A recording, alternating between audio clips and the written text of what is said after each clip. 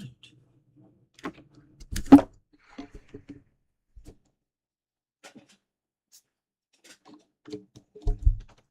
Go move that. I think everything is set up. All right. So, like regular, and then I do have, probably going to cut that number down. I'll bet you we're about 87, somewhere in there, roughly, videos behind. Yep. So how do I determine that? To put this into perspective a little bit, every time after a show, before I put figures on the shelf or align them or put them in baskets or whatever situation happens to take place, which is very rare that I get a figure that immediately goes to the toy table, that immediately goes to the basket. That's incredibly rare. But before I put things away, before I sort them into the totes and things like that, what I mean by that is, like, if I have extra hands and things like that, they go in the DC tote or something. Before I do that, I take a picture. Then I transfer the 5 or 6 pictures that I have that feel like they will become videos. I move those to a folder, and then that folder tells me how much work I have ahead of me. Sometimes the number is inaccurate. Sometimes I think that we had a big conversation and we did not. I'll be like, oh, we definitely talked about this for like 15 minutes. That's probably going to become a video. So I'll take a picture and I'll put it in there. Something that I feel will work. A picture of the shelf. If we talked about the X-Men or something like that, maybe I'll take a picture of just the random X-Men shelf. Whatever I feel I can make use of. Now, what ends up happening is that sometimes I take a picture and I add it to this folder, and then we get there to talk about it. Then I figure out we only spent about 3 minutes on it. And so it's either going to be a short, and I don't need a thumbnail at all, or I don't make that video at all. Like, I set it up and I start going, and then I get 3 minutes in during the watch and I realize that we don't talk enough about it, and we don't talk throughout the rest of the show enough to make anything of it, and I just cancel what I was doing and I delete that part and I move on. And then the picture will sometimes get stuck in this folder and not used. That does happen. So right now I have 116 thumbnails that are set, that are ready to be used. But realistically, probably only about 80 of those are going to be used. So I'm guessing I'm somewhere around 80 videos behind. That's still a lot, okay? That's still a lot, and I'm trying to find... There's just no easy way to catch us up. I'm trying as much as I can to catch us up. But if I'm being perfectly honest, we do a video like this. If, say, I stay on air today for 2.5 hours, 2 hours and 38 minutes. If I do that, I then have to download that video, and I have to watch the entire 2 hour and 38 minute video in order to find the parts that will become chapters. Sometimes it's very easy.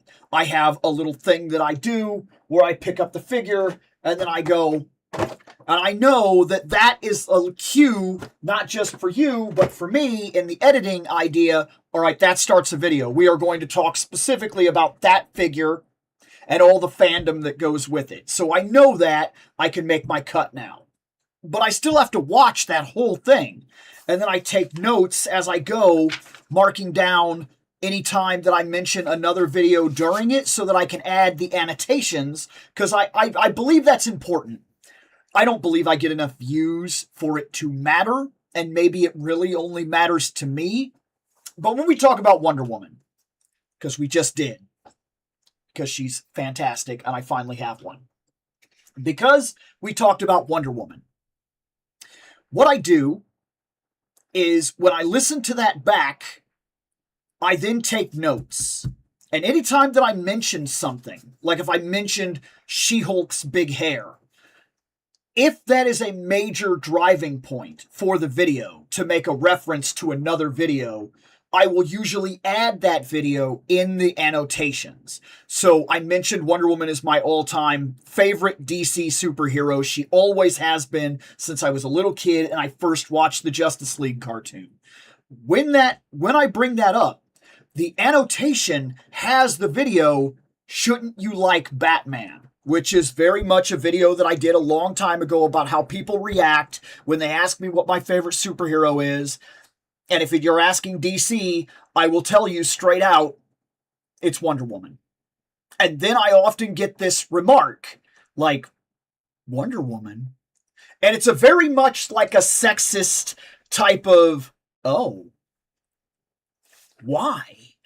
Shouldn't you like Superman or Batman or Green Lantern or like Cyborg or like Aquaman or something? Like, isn't that a girl's superhero? I get that all the time, more so than you would like to believe. And because of that, and so I had to do an entire video talking about why she catches my attention over other heroes and what it is that drives me to her in the first place. And then, when you do something like that, like when I'm doing a video and we talk about Wonder Woman, if I've mentioned something like that, like I said in that video, she has been my favorite superhero for a very, very long time. She has her own dedicated space in the collection. I do like this. You guys can't see it, but it's over there. There's a rack of stuff. And so that video is in the annotations. So if I'm making an edit of a 2 hour and 30 minute long live, I have to watch the whole 2 hours and 38 minutes, and then I have to make cuts, and then sometimes that gets complicated because we will have a conversation in the live where I will say, hey, I think this, and then people will add what they want to add through this whole thing. Hey, what's going on? And when we do that, sometimes that conversation is broken up throughout the course of the episode. So what I'll have to do is I'll have to save the first part and mark that as 1. And then if I come across another part where we're still talking about the same topic, but people are adding their 2 cents, and then I'm kind of commenting back and forth and we're having a conversation, if that happens, I then have to save them as clips as I go through the entire thing. 1, 2, 3, 4, and then I put them all together, and then I do another render of that into one long form video. Maybe it comes out to 20 minutes or something like that, where we had an actual conversation, and then that goes up as a chapter because that's the whole conversation that we had, not just the first part without anybody's comments. So that's the reason we're falling behind as hard as we are. It used to be very easy to keep up. I would do one live, then I'd do the edits throughout the course of the week. Well, what happened last year that really slowed me down, and it has been hard to catch up since, is that my life changed. I moved in my daughter. She's staying with me for all of high school. That is a life change, and a big one. And all of a sudden it was going to doctor's appointments and getting things situated and her living here and me like spending more time with her and playing video games and things like that. Like things that I feel are important, and I will always put that above the editing process. That's life. I have a very strict rule of life first. That's the reason sometimes we have a situation and I may skip it. I may skip a day and say, it's not for me, my state of mind isn't right, or I'd rather spend the day, my daughter comes back home this Sunday, I'd just rather it be a day when she comes home, me and her can play games or whatever. I prioritize the things I prioritize, and I would imagine that any person with a decent head on their shoulders does the same thing. We're talking toys here. If the lives go out and the chapters never catch up, so be it. So be it. But that is the reason we are like 116 videos behind. So people that don't watch the lives, they only watch the chapters. And I know there's a couple people that do that. They don't watch the lives. They watch the chapters. They're like 4 months behind us in the conversation. And they will catch up eventually. I'm trying right now to make it a 2 video a week thing to kind of catch us up when I can. And it is working. We are closer now to catching up than we were for a while. But that's why we fell so far behind, and that's why it can take so long to edit these videos that seem like they would be very simple. I don't have an editor here. I'm just me. Just me. So I do the lives, I set everything up, I do all the reviews, of course. Nothing here is scripted. It's all off the top of my head, talking to you as real as I can be. And then in the end, it's all me that does all the editing. So it can be tough to keep up. Channel update. Big, long channel update. There it is.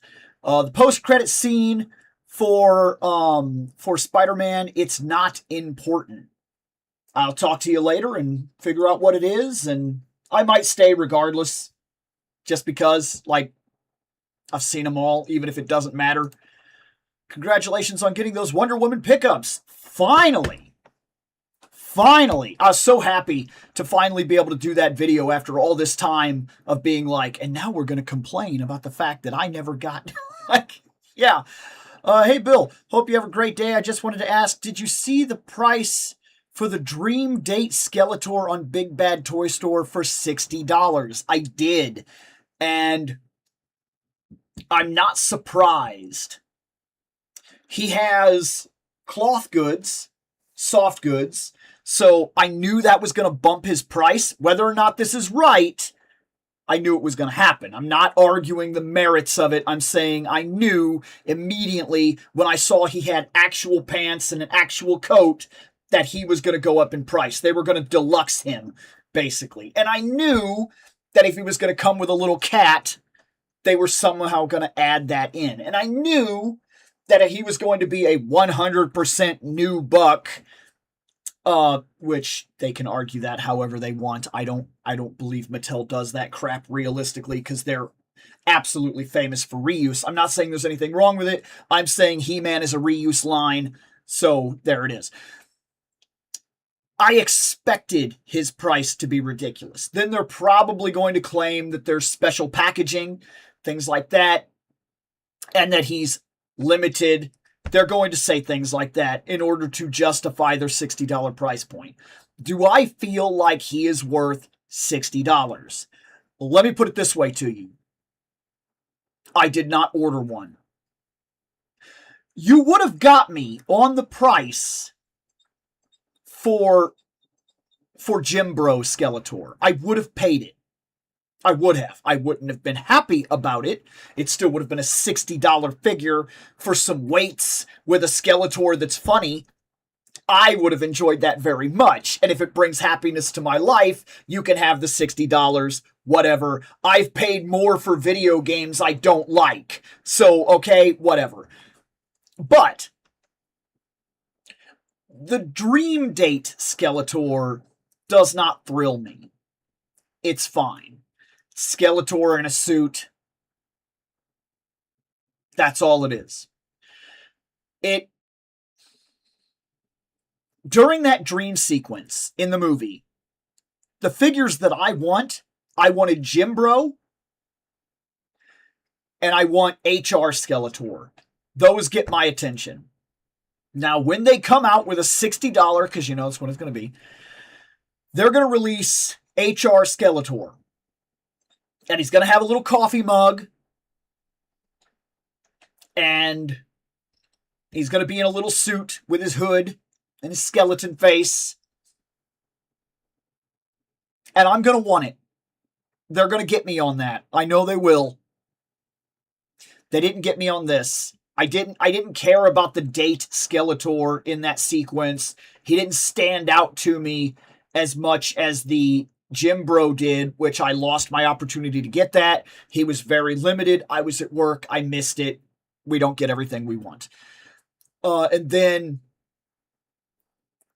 they haven't done the HR one yet. So we'll see how that goes, but that's my thoughts. I do not believe it's worth the 60, but I believe that if you're looking to just have fun, you could easily justify it. Look, guys, I don't love what I'm about to say, but this is where we are now. Video games cost $80 to $100. And yes, that's a real price. Want to get a brand new game? It's like $80 at release. Or like the last Dragon Ball Z game that came out was like $117, like $120 to get the whole game, to get the whole experience. If you want everything there is, like you had to buy it at launch at like $120. I don't love that that's where we are now, but that's where we are now. And when video games and movies are costing that much, I didn't expect toys to be far behind. I went out to eat yesterday morning. I went out to eat at a restaurant because that's where you go to eat. Thanks for educating the world, Bill. They just couldn't make it without you. But I went out to eat breakfast. They charged me a la carte. They had to have. I ordered 2 eggs, medium, wheat toast. I had hash browns, sausage patties, bacon. It's a good deal. It's a pretty big breakfast. I'll admit that. But I didn't think it was like outlandish. That breakfast cost me, by myself, me, nobody else. No one was with me. I paid $27. Why? Because they charged me a la carte? But believe it or not, if you drive through a McDonald's now and get a double quarter pounder, that's like $16 where I am. If you go through a Hardee's, it's worse. It's easily $16, $20 a person. A person. When food, fast food, is starting to cost us in the $60 range, toys were not far behind. I don't love it, and I'm not saying it's right, but this is where we are now. This price does not surprise me at all.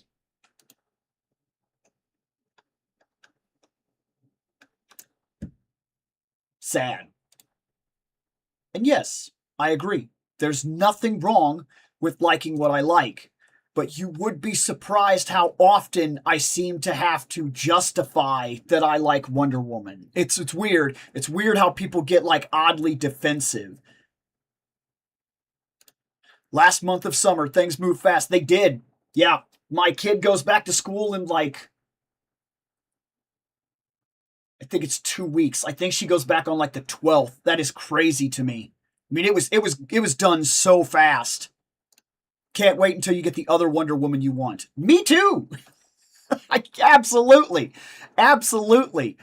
Pre-ordered Mole Man. Seems everything is dropping close to or around October. Yes, I also put in on the Mole Man, and 2 Moloids. That's so cool, dude. I can't believe it. But why did he not come with the sewer lid? Does anybody else think it's weird that he is the one? He comes with Moloids with like stands, but not the sewer lid. And the sewer lid was part of the Maximum Spider-Man. Does anybody else think that's kind of weird? Because I felt like that was weird. Yes, very much. I can just give it away if you in the chat. I have no idea how they would feel about that.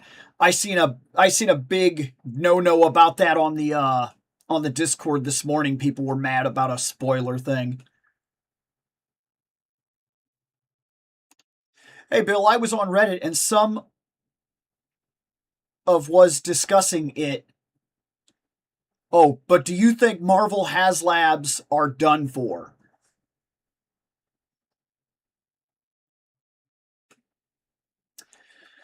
Uh, that's a fair question. Do I think the HasLabs are done? I think that if the made to orders go over as well as they seem to be going over, they're irrelevant. So let me ask you, because this is the truth of the matter, with the HasLab thing. If HasLabs go the distance, they come out and they say, hey, we're going to do a thing and we want $300 from you. And for $300, we'll do a thing. And if you put your money in and you order 14,000 of them or whatever, I'm being ridiculous with my numbers, but you get the idea. We'll throw in, like, we're doing a Marvel versus Capcom line. You guys want the Sentinel? Well, the Sentinel, we're making it. Okay? And if you guys will put in 30,000 orders on the Sentinel, we'll add the same Wolverine that you already have, but he'll have bone claws. That's right, with the blue. You know, the one you wanted. How about that? And if you could get to 40,000. 40,000. Yeah? Yeah, you guys like 40,000? I know you do. I know you like 40,000. But we have a deal with Capcom, and we'll make the Jill figure or whatever. The Jill Valentine figure, because she's in that game. And if you get to the very, very, very top, if you can get us 60,000 orders, we'll throw in, I don't even know, to be fair. I'm kind of trying to be ridiculous with this. We'll throw in Green Captain America. I don't know why. Because it's green. Or we'll add Captain Commando. And if you order in the very first week, don't think about it, just give us money. Just give it to us. We'll put in the one thing that you actually want. We'll do a Gamerverse Rogue based off that video game. Marvel vs. Capcom 2 Rogue on the new body. In fact, a completely new body. We'll sculpt it from the ground up in a whole new Gamerverse body. All you got to do is get to 60,000. We only get to 40. Everything else is canceled. And if it doesn't go over well at all, and you put your money in, you got your hopes up, we won't do it at all. We won't do it at all. You got to get to 30 for us to even care. You got to 28? Nothing for you. Hit the road. That mentality, people are kind of tired of it. But if they were just to say, like they did, you guys want the Sentinel for Marvel vs. Capcom 2? You guys have been talking about that a lot. Yeah, we would. We'd love that. Great. I tell you what, we'll do it made to order. As many of them as you want to get, you put the money in, we'll make them. That's the end of it. No gimmicks, no BS, no holding back, no maybe this won't fund, none of that. Just, hey, we've done it. It's here. It's ready. How many of them are we printing? Oh, look, 60,000 people want this. Ship them out. It makes more sense for them on their business side to do that. And it makes more sense for us on our side to just know what we're getting and not have to play games. Do you want a 1 foot tall Apocalypse from the animated series? Do you want it? Buy it. Do you want Mephisto? Buy it. Just buy it. Buy 5 of them. I don't care. They're made to order. Buy it. That is a better system, personally, in every way over the Kickstarter HasLab situation that we've dealt with for so many years. There are fundamental flaws in the Kickstarter HasLab situation that don't really exist in a made-to-order scheme. And as long as the made-to-order thing is going over well, I think that the HasLabs, personally, they're done. And if they do come back, I expect them to flop. I really do. Like, you're asking people right now where they are currently to have $500 on standby for an Ecto. It's really cool. It lights up and everything, and it comes with all the Ghostbusters. And if you're willing to drop $540-something right now, today, don't think about it. You got 1 week. Here's Louis Tully. You know that figure that everybody's wanted for a very long time? A Louis Tully built, I point over there again because my Ghostbusters are over there, built in the Plasma Series scale. Louis Tully, you want that? You know what? We'll even throw in Janine. They didn't do that, but I'm just being ridiculous. But you got to decide tomorrow. Hope you've been saving. Hope you've been saving today with everything the way it is, with everything costing the way it is, with it being as hard as it is to save money. Hope you've been saving. That's tough. Now, had the Ecto been a made-to-order Ecto, just the Ecto, to put with the Ghostbusters that you already have, and then later the Ghostbusters 2 Ghostbusters could have been their own standalone, and each one could have just been ordered as people want it. It would have kept the price down. Because I'm telling you right now, the price of all those figures that were added into the Ecto were on top of that from the very beginning. They don't lose money. They don't lose money. It's incorporated. They're not doing you a favor. They're not like, hey, if we get to 60,000, we'll take the hit and make the Ghostbusters. No, they won't. That is already incorporated into the price of the Ecto. I promise you that it is. I promise you that it is. So when I think about that, I think about what if they had released just the Ecto and it was like a $300 car? Would more people have bought it made to order $300 Ecto than they were willing to do with the way it was released? I'm not saying I know, but I have a feeling you'd have sold more of it on a made to order that had a time window that you could have put some money in instead of make your decision. You have 1 week. Get on it. Come on. Because I skipped on it. I skipped on it. And I wanted it.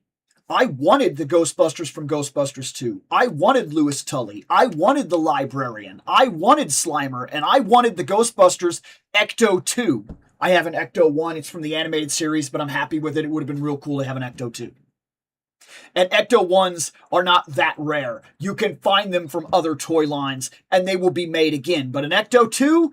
That's not, or an Ecto 1A or whatever you want to call it, for the second movie Ecto, that's not normal. That you don't do that very often. I wanted it. I did want it. Did I want to pay like nearly $600? No, and nor could I when they brought it up. And when they brought it up, they gave me no time to prepare for it either.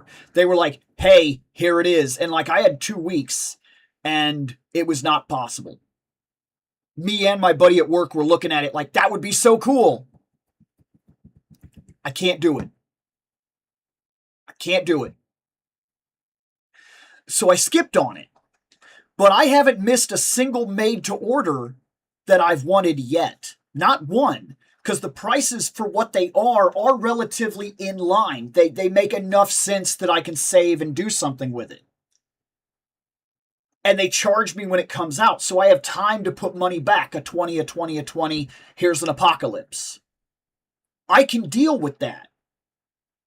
And I also don't have to be like, oh my God, they're going to release this. This is what I want.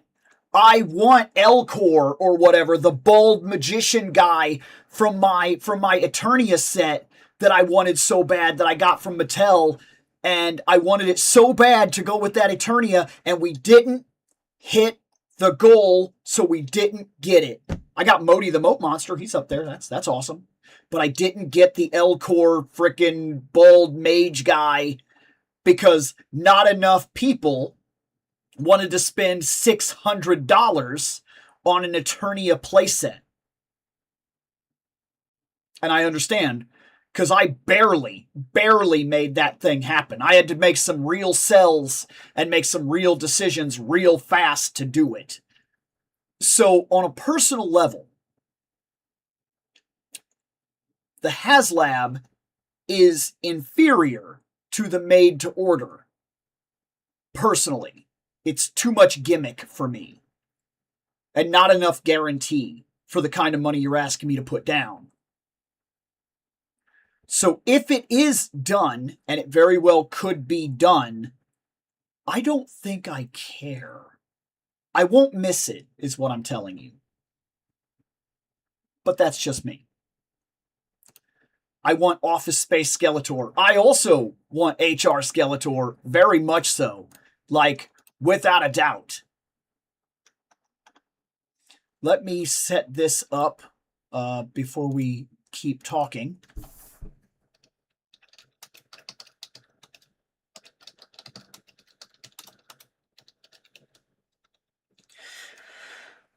What do I have here? I have...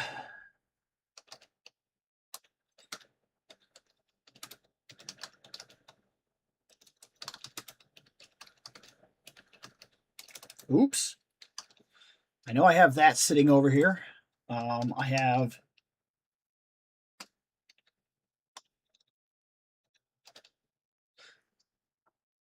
that sitting over there. Oh, yeah, I forgot. I forgot I had him. That's awesome.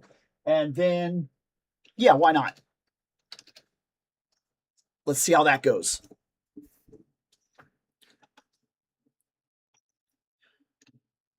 I don't mind if something is quote unquote late. Life happens. I'm here for your thoughts and commentary. I like the stories you share. Even if it's a figure I already have, like Wonder Woman, I like your stories. And I get that.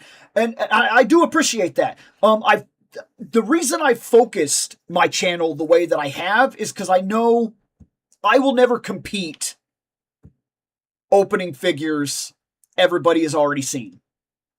Like, people like Shartimus and things like that, they got me covered.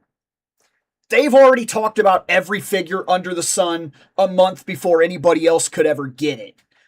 Pixel Dan and things like that. Like, they have that market cornered. And I have no interest in competing market-wise either. But I do just want to hang out, talk toys, and share fandom stories throughout the course of my life. That's it. And I think that it makes it so that every video I do stays timeless. Because it doesn't matter if you even, say you don't even like that figure. You don't care about Street Fighter. You're not buying Vega. But I'm not just going to talk about the figure. I want to talk about what it was like to game back then. What it was like to have people on the couch and exciting moments that I'll never forget. That I want to share life stories and hang out and make this a bigger thing than just toys. Because that's what this is. It's toys. I don't have to get any more serious than that. But I think the memories and the reason we collect are so much bigger. Every figure has a memory tied to it, a feeling, something that makes us want it. There are people out there that are just completionists. They just buy every single Marvel Legends because it happens to be a Marvel Legends. But I don't. I cherry pick every single item in this collection. Every single one of them has a story, a memory, a reason for being here. And if it doesn't, I say it all the time, it's got to go. It doesn't belong here. This whole thing here is a museum to me, to myself, to my memories, to my life, to my wants, to my interests. There's a reason the only Pokemon sitting here that is an actual action figure is Typhlosion. That's my favorite Pokemon ever. The whole line, all of them. It's mine. And I talk in that video about what it was like to play Pokemon when I was a kid. Because when I was a kid, the only toys we had were just like slugs. They were terrible toys. Sure, a lot of us bought them, but the play factor was awful. And it didn't get better when I had my kid, and then she started getting Pokemon. It was still the same garbage. Just the cheapest slug toys you could possibly get that don't move, that like they didn't have a market like this. You didn't have Wonder Woman with posability and everything. Imagine if Pokemon had the same, if DC had the same play pattern as Pokemon when we were growing up, and everything was just like a slug figure. Just Batman permanently like this. And you just have to do like the bonk bonk play. Bow, bow, bow. Like, that would have changed the way your childhood worked, right? Like, why would you have a play set for those figures or whatever? And like the dynamic, the imagination of it, being able to move the figures and tell a story and pose and whatnot was important to me when I was a kid. It's important to me now because I like to set them up and take pictures and things like that. But like, it was really important to me as a kid as well.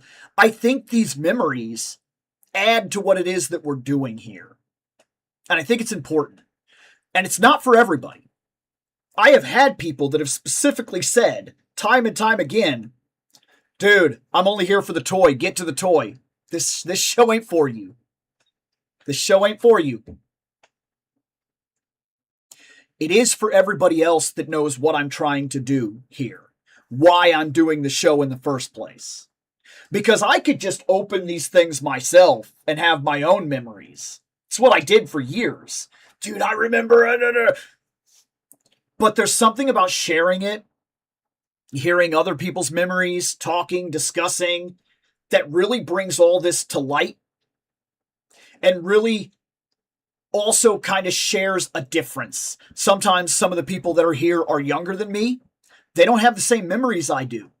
And it's interesting to hear like what their favorite versions of something are, what their favorite characters of something are, why something matters to them. It's interesting to see that. And I think it's also interesting, like with the Wonder Woman video, I did the first like 27 minutes of that video is just me talking about how I see Wonder Woman, why I like Wonder Woman, how I want Wonder Woman to look, and what my perfect amalgamation would be if I could get basically the perfect figure on the shelf. What works for me, what doesn't work for me. You know, things about her backstory and things like that, and the mishandling of that character in general over the years.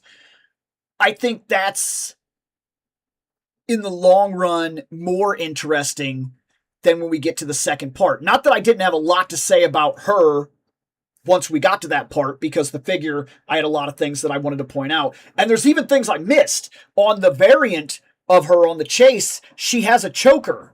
Like I didn't even mention that. And her hair is different. It's straight black. Where here, they added this blue tint. And that's like hard to see, but when I put them side by side over on the shelf, I was like, oh man, I didn't even notice that when I was pointing it out. So like, I'm still discovering things in the aftermath of having the figure, which is kind of exciting and kind of cool. That's the reason I do the show the way I do. And it's why it's not for everybody. And if it's not, I'm glad it is for you. I'm glad you enjoy the show 100%. And if it's not for you, then go watch Shartimus, because he's doing what you want. Like 10-minute, look, they move the same way as every other Marvel legend. Exciting, right? Because that's a lot of these toys.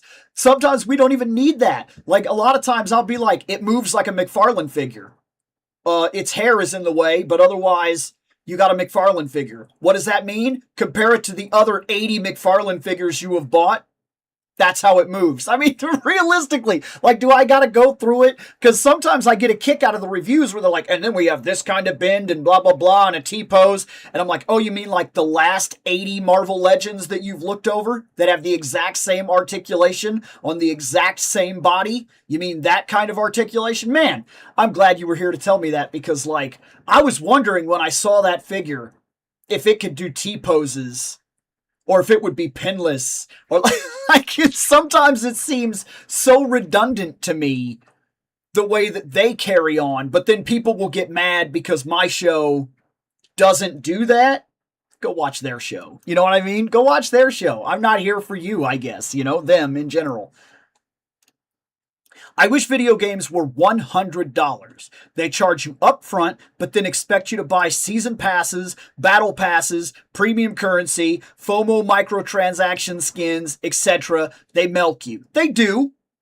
They do. There are still games without all that crap. You gotta... Depends on who's selling to you. If you want, okay, there's probably DLC for this, but I don't think the DLC matters, and since I don't know about it, I don't care. The last game that I bought the new Dragon Age. I bought it. I bought it way past its prime, but I bought it $16 from a third-hand store, and I put the disc in, and I'm playing it, and I'm enjoying it. I haven't played a Dragon Age in a while, so it's kind of nice. There are things that I recognize that I definitely missed out on because Dragon Age is one continual story, but it's not bothering me that bad. And I'm enjoying it quite a bit. And I don't need anything else than what is already on the game. So, the FOMO part of that discussion right there that you just said is a big part of it. If you buy a game like Spider-Man 2,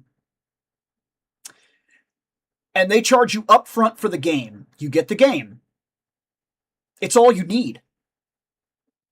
Do you need a season pass to get more skins? Do you have FOMO? Because if you do, then you need that. But if you can avoid the FOMO, there's nothing wrong with that game if you just play it. Sure, you'll never get the 10 extra skins. Did you need them? Does it matter? Does it honestly add anything to the game that you can't live without? No. I'm going to tell you straight out, no. It doesn't. You'll do just fine. Just play that game. Fighting games are a different idea, and I would argue that I prefer that crap in a fighting game. I really do. I know that sounds wild, but I do, personally. If you sell me one fighting game, we're just going to say a Street Fighter 6, and that's the fighting game that I have for the lifespan of the next 7 years or 6 years or whatever on said Xbox, PlayStation, Nintendo, whatever. If you want to offer me DLC for the extra characters and things like that until the end, and then release a complete edition at the end of its lifespan before we go on to the next game, I would be fine with that. But I will not do again what I grew up doing. Because when I grew up, fighting games were ridiculous. I remember buying, were there 4 or 5 different versions of Street Fighter 4? And I bought every one of them. And I'm not necessarily happy that I did that. Because realistically, every single one of them was like a full price new game. Buy it, do it again, do it again, do it again, do it again. And each time I would go to the store and I wouldn't want to get rid of the other one because I didn't know if there were certain changes that I wouldn't like or whatever. So I'd buy the next one and then keep the other one and then make the decision later on. Okay, so this is definitely the better version. Then take that one and trade it in. And I mean, I guess I had that option. But yeah, I've never been of the state of mind with fighting games. I've always been like, sell me one, let it last an entire lifetime of the generation. I will pay for extra characters and keep playing that one fighting game. And then at the end, if you wanted to sell me a complete edition, I would be fine with that. So I think that's a little complicated. I understand 100% where you're coming from with that. I really do.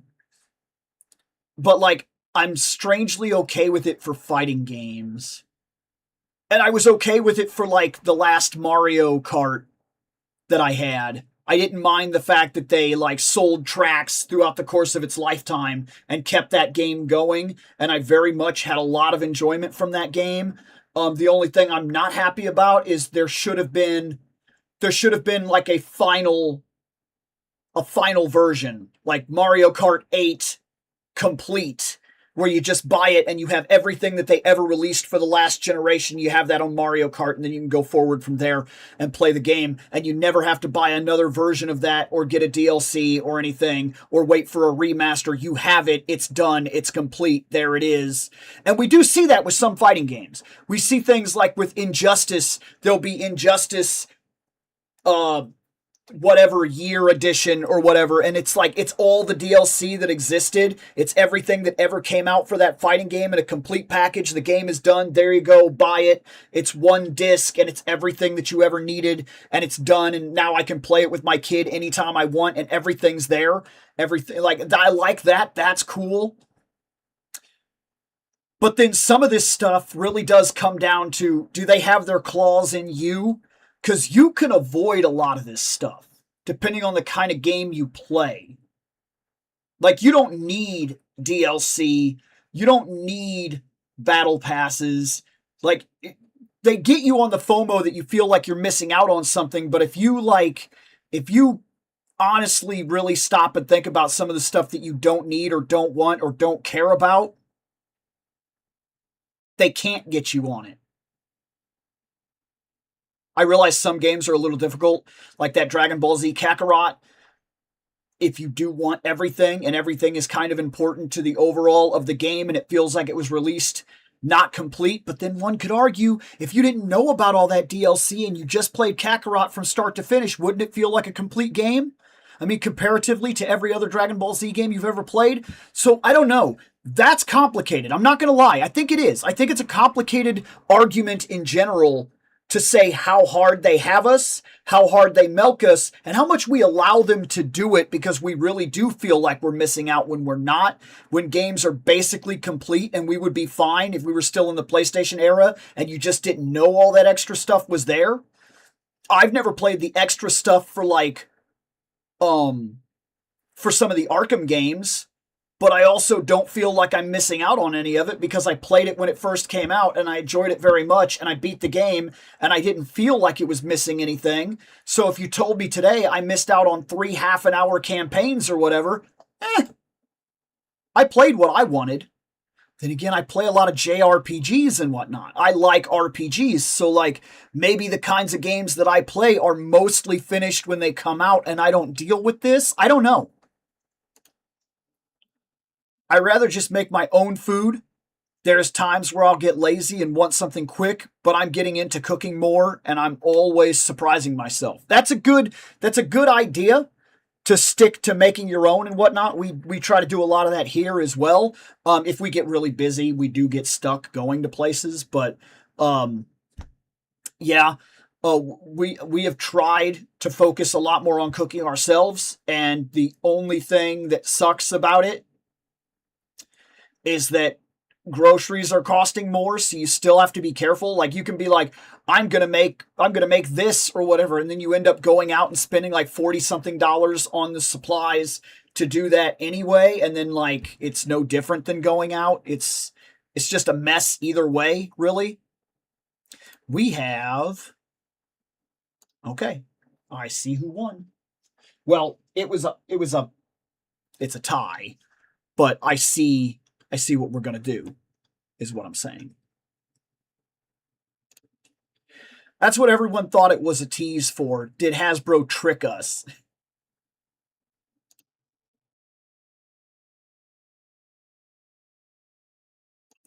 When I was a younger man, I did a job at a woman's house that had a full Wonder Woman room. Glass doors, shelves of stuff, a custom Wonder Woman motorcycle. Oh, that would be sick. I was floored. That is sick. Wonder Woman motorcycle and everything. That's so cool. I bet you that was awesome. I bet you that was awesome. There's probably like real history in that room too. I bet you that was so sick. Oh, that's a big boy. Let's do a story.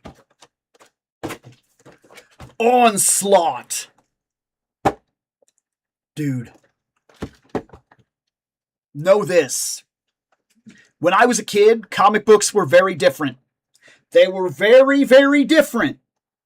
You had to go to the comic store and buy a comic book. Okay? And just about the only thing there was single issue comics. We had some graphic novels, but they really weren't the kind of thing that you see today. They weren't as abundant. You didn't get a whole storyline. You bought comic books, and you only saw the parts that you got to see. And if for a while your parents didn't take you, you didn't get them. So, my comic book life was broken up extensively. My grandma would take me somewhere and I would do something, okay?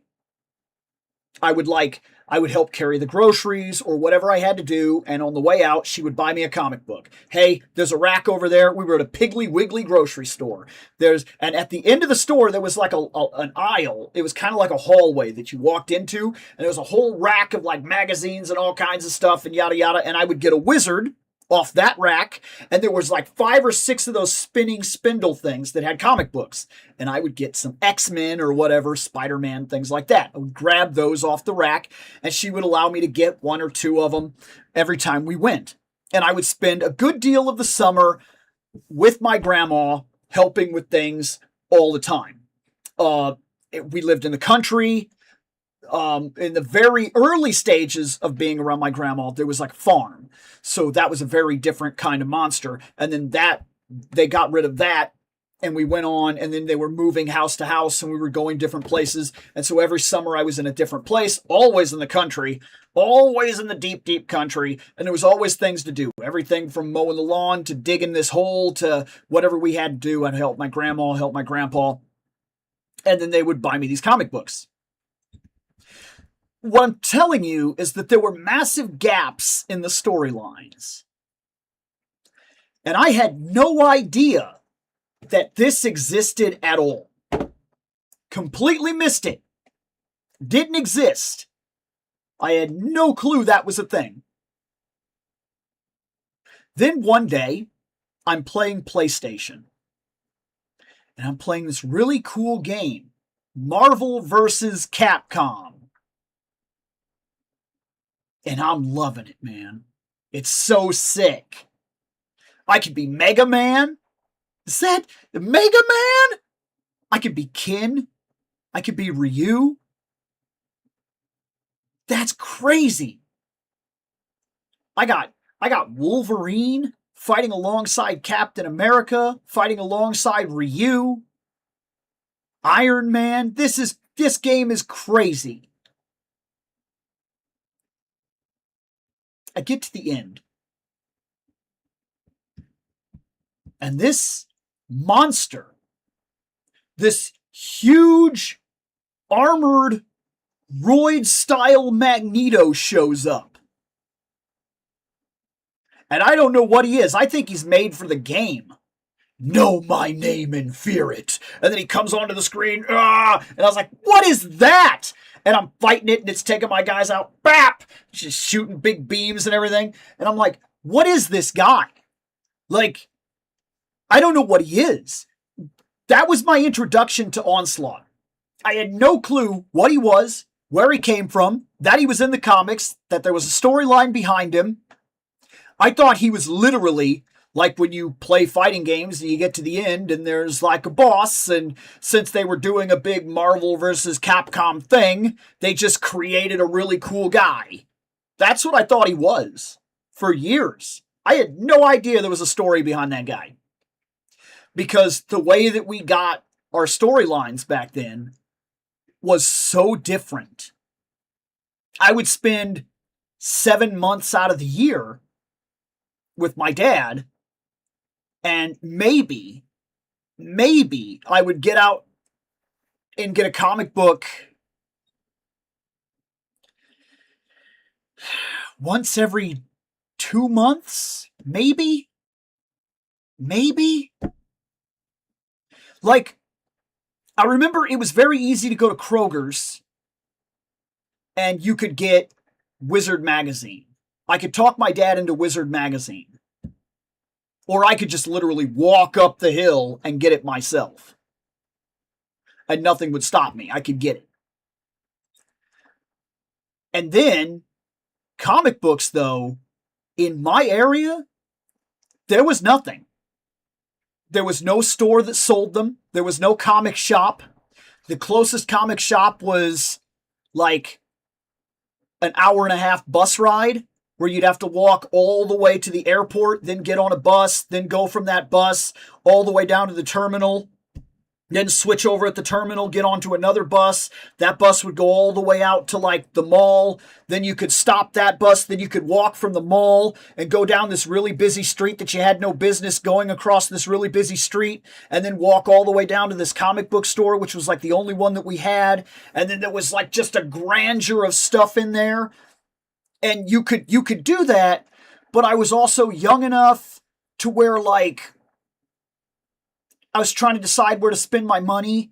And if I was going back and forth and doing lawns and all the other work that I did in order to get money, and I had $70, $80 in my pocket, the chance that I was making that trip was very slim. If I was going to walk all the way to the airport and then get on the bus and then go to the terminal and then change over and then go from the terminal and go to the mall and then get off at the mall, I'm just going in the mall where the 2-3 game stores are. And I'm going to buy something for the PlayStation. That's what I'm doing. That's how I got Resident Evil. That's how I got Resident Evil 2. That's how I got Resident Evil 3. Like, that's how that worked. I took my lawn mowing money, and I got on the bus, and I took a very long trip, and I got down there, and then I sat, and I waited for the bus to come back, and I got on the bus from the mall, then I went to the terminal, then I changed over from the terminal, then I went all the way to the frickin' airport, and then I walked from the airport all the way home, which was a walk, by the way. I know you don't know, but it was a real walk. Like, the airport was not like something I lived right next to. That's like a 40, anywhere from like a 45 to an hour long walk just to get to the airport, not including getting on the bus and doing all. So then by the time I got the video games and got back and got to the airport and then walked all the way home, like that's like a 6-hour investment to go buy a video game. That's not a joke. That's what it was. So I wasn't buying comic books at a rate that let me know that I'd missed this. It just didn't happen, man. It was a different world. And we didn't have the ability to Wikipedia the same way that we do now. And we didn't have the ability to go on YouTube and have somebody tell us what Onslaught is. And we didn't have the ability to like, the only thing you had was like maybe some guy at the comic book store that if you somehow started a conversation with that guy and brought it up, he might be able to tell you about it, but then he would tell you about it through a very, like, diluted lens of the way that he sees things and not necessarily the way that they are. So if he didn't like it, he would just basically drama dump a whole bunch of crap on you. It's garbage. The X-Men is terrible now, and like this is not what it was when I was growing up. It's just like the worst thing ever. Now they basically got like Magneto, but he's Professor Xavier and he's murdering people, and you're like, what happened with you? That's wild. What? Like you didn't know that this guy was just like an angry fanboy guy who, like, the comics weren't doing exactly what he wanted them to do, so they were terrible, only to turn around, and if you ran into that guy today, he'd be telling you about, oh, man, when I was a kid, dude, Onslaught, blah, blah, blah, that was crazy, man, and then his story would be completely different, because now it would be nostalgic, because it happened. Like, it's wild to get your information from that lens. That's what I'm telling you. And we got a lot of our information through that lens. All the time. All the time. You just had to know a guy that was angry enough to talk about it. Or excited enough to talk about it. And that's it. That's the only guy that you had that could tell you why something was the way it was. And most of the time, that was through the kind of lens that, like, you just don't want that guy to be the guy that relays all the information to you. But that's what we had. We had that guy. So, like, Onslaught is wild to me because it shows me a time where there were like huge gaps in the things that I loved and it didn't matter. Nowadays, here comes some old man stuff. Nowadays, we are so connected. Like video games, we like video games. But you know what I used to love about video games? I'm being serious. I used to go to the store, old man stuff, here it comes, and I used to just buy a video game because the front looked cool, and then I would read the back and go, yeah, this is for me, man. And then I would go home and play that game.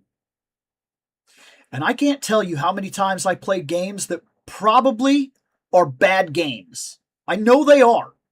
Like, I know. I remember. I feel it. I feel it. I know that I would not have tolerated that level of bad today. But I played them. And I had fun, and I enjoyed them, and I got into it, and I saw characters, and I experienced storylines, and I just lived that game, because that's what I bought. Not that it didn't. Oh, sometimes we bought terrible games and we paid the price. It happens. That's the way I did music. I used to go to Co-op Records, and I had a rule. I bought 2 things that I was there for. Had to be 2 things that I actually wanted, enjoyed, and knew I already wanted. Hey, I'm trying to complete the Megadeth complete discology. What am I missing? Oh, you're looking for that? You're going to find that back there, blah, blah, blah. And then you just had to know what you had, and you go back there and flip through stuff and be like, I don't have this. I don't know what this is, but I'm buying it. And then, for my 3rd disc, every time I would go to co-ops, I would tell myself, I have to buy one thing here I know nothing about. Nothing. That's how I discovered bands like Jackal. Because I knew nothing about it. The dude had a chainsaw. What is that? Does he play a chainsaw? He does, by the way. They have a song called The Lumberjack. Or I'm a Lumberjack. And they play a chainsaw in that song as an instrument. The only reason I know that they exist today is because I bought them at a time that I knew nothing. There were gaps in our entertainment, and I didn't have anybody around to explain to me different. I didn't have a Wikipedia. I didn't have a YouTube in the same way that we understand it today. I didn't discover music on any real level. I let the music channel play on the TV, and I listened to the radio, and what was fed to me, I knew. But I knew that there was this vast world of music out there that I didn't know. I knew there was a vast world of comic books. I had the same rule when I started manga. When I started manga, I had the one series that I was reading, another series that I had actual interest in, and then I would buy a 3rd book that I knew nothing about. Nothing. Hey, what's that? Sure. That's how I read Suzuka. I like Suzuka. I like it a lot. I liked that book very, very much. That's how I discovered Gantz. What is that? Sure. Sometimes I would buy a book and be like, oh, this is awful. It happened. That's how I bought comic books for a long time. I would just take chances. We don't do that now. Not realistically, not the same way. We are tied in.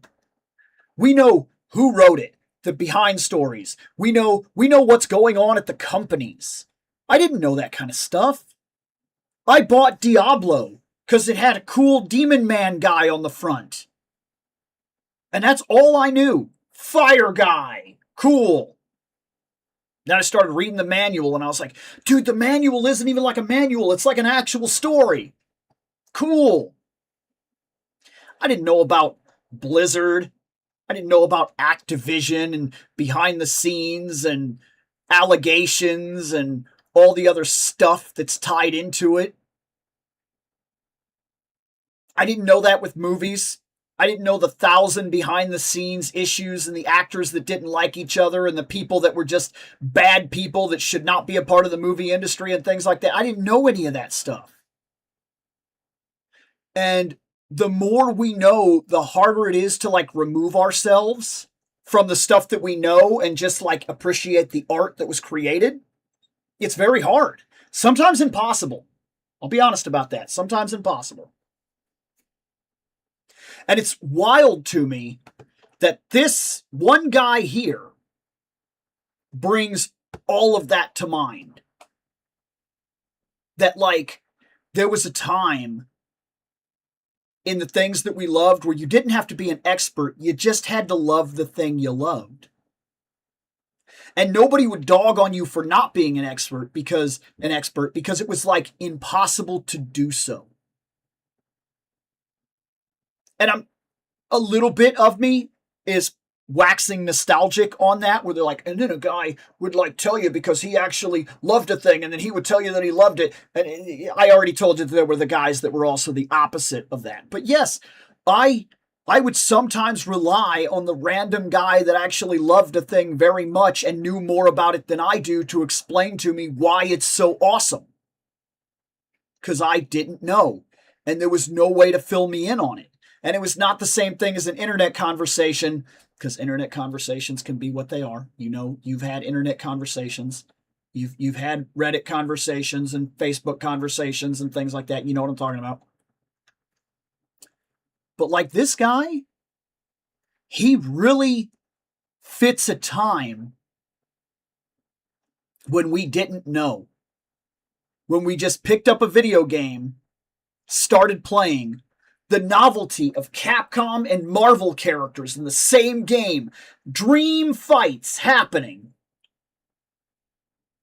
And then all of a sudden you get to the end of the game, and this just shows up. Know my name and fear it. And I don't think I knew what Onslaught was until almost 6 or 7 years after fighting him in a video game, and then finding out that he was actually in the comics and going, wait, that was a thing? Because it was so different. In some ways, it's so much better than it was. I'm not trying to completely wax nostalgic here. But it was very different. Let's open this guy.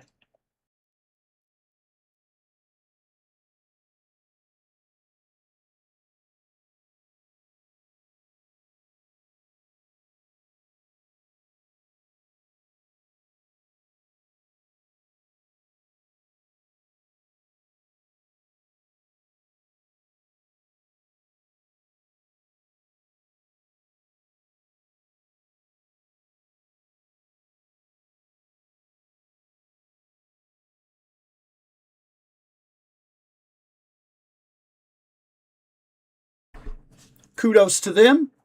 All you had to do was just push him out. None of those stupid little twist ties things or whatever. Fantastic. I prefer it that way, always. Okay, so here is this gigantic man. And he is very big. See if we can get the focus on him instead of me. You can see right here, his paint separation is fine. I'm not seeing any real problems. One could argue, if you really wanted to, that you would have preferred to have things like this inner webbing or whatever you want to call it, like colored in or something like that. And one could argue that it would have been cooler to have like separation on the plates and everything like that. But I've never been too big about that. This guy seems fine to me. He seems like he'll do everything that I need him to do. He doesn't have any ab crunch. He has the upper ab crunch. He does not have anything lower. It's a solid piece. He's a big boy. His head does turn, but this is in his way. But like, what did we expect? Like, it's there. If you want it to be there, it's going to be in the way. The shoulder pads move. They go up and down. So they give you a little bit of leeway, but you're not going to T-pose with this guy, not unless you took them off. And it does look like you can, but why would you? That is actually part of the character. And then his cape is a removable, like, little piece that you plug in. just like just like the shoulder pads are a piece that you plug in. And that's him, man. That's him. Do I need him to be anything else? Not necessarily. One could argue that he could move better. We're looking at not even 90-degree arms. That's it. Can't. That's it. It's not even 90 degrees, guys. That's the level of movement that you're going to get with this guy. But he's going to put his hand up, and he's going to look menacing, and he's going to come down at the screen, and he's going to be all like, "Know my name and fear it." And he's going to come down there, and that's look. I don't need him to be anything more than what he is, a giant, imposing dude. If I wanted to complain here, he does have pins, but they're kind of hidden in the armor, and they don't really stand out that much. And of course, you notice I collect McFarlane stuff. Pins don't really bother me. These are toys. And in the end, that's what they are. And I'm very well aware of what I am buying. While I would prefer pinless, pins are not a deal breaker for me at all. When is the next time we're going to get an upgrade of this guy? I don't know. If we ever do, I imagine he's going to be a made-to-order nightmare. Even though made-to-order is definitely better than the issue that we were talking about earlier. If this guy was going to be part of a Kickstarter, we may never get him at all, and that just might be the end of that. These are loose, so you can, when you put them down or whatever, and you turn the wrist, you can turn these so they look like they match more, or you can turn them back and get them out of the way of the wrist if you need to do that. There is movement here, but really, what'd you need this guy for?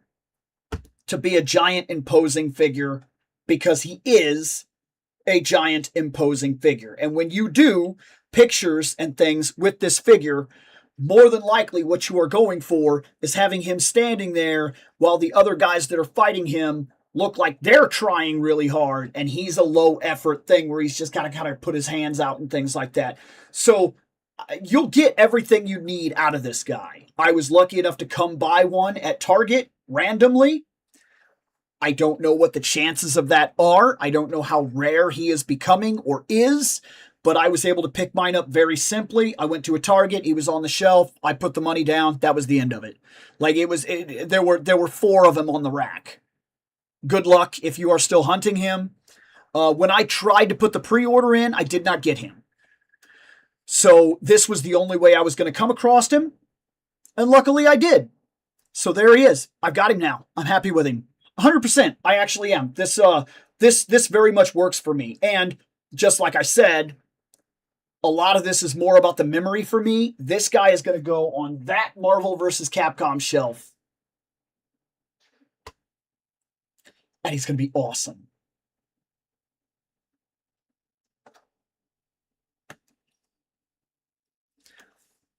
Let's set up the next one, and I will go back to the chat because there is chatting.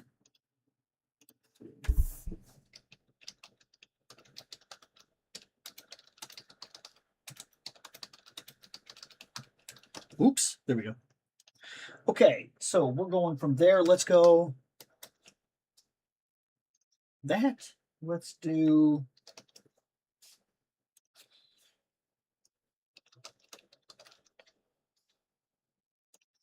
And I believe, yeah, that's done. So that brings us back.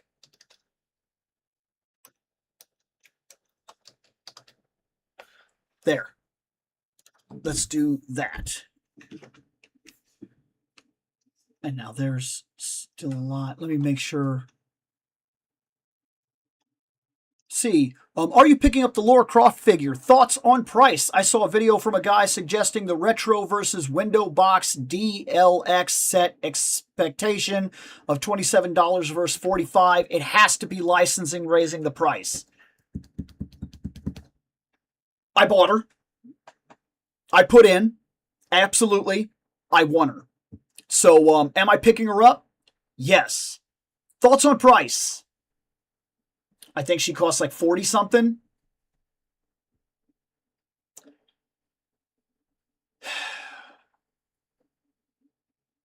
We're all going to justify this in different ways. I'm going to tell you something. I'm going to tell you why I can justify it. Why the price doesn't bug me. All right? This is for me. I'm not justifying it for you. I'm just being honest. Tomb Raider has had one of the worst times in toys ever. They'll sell statues all day. There's plenty of statues out there. Go get a statue. You can get statues from as early back as the original PlayStation Tomb Raider girl, Laura, of course. Or you can go all the way up to the modern day. There's stuff there for you. You want a figure? You want one that's good? You want one with any form of modern day standard? You might have one choice. One. Play Arts Kai. And that's it. I'm not kidding. That's it. There's nothing out there. There's figures that don't move well. There's figures that don't look good. There's figures based on like original stuff. There's plenty of customs. But I'm not talking about customs. I'm talking about you buy a Lara Croft figure. Your choices are incredibly limited. And not only are they limited in terms of what you can find, but the quality.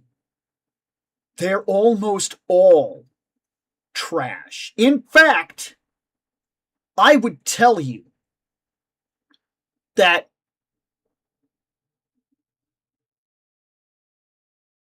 I think there's one, and I'm not even saying this is a great figure, there's probably one arguably good figure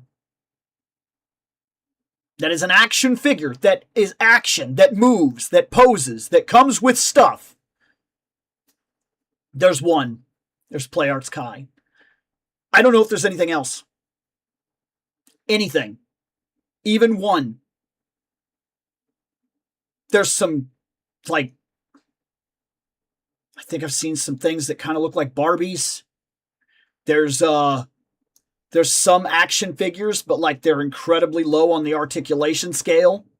There's some that the sculpting and everything is so bad, you would almost be a laughing stock for having bought it. I mean, it's bad. Your choices are incredibly limited. And then the one that we got that's solid, that could be deemed as a modern action figure, it's not even that great. We've covered it here on the show. She's on the desk. This, right here. And look, she's even broken because her bow won't stay anymore. I've actually got to glue it.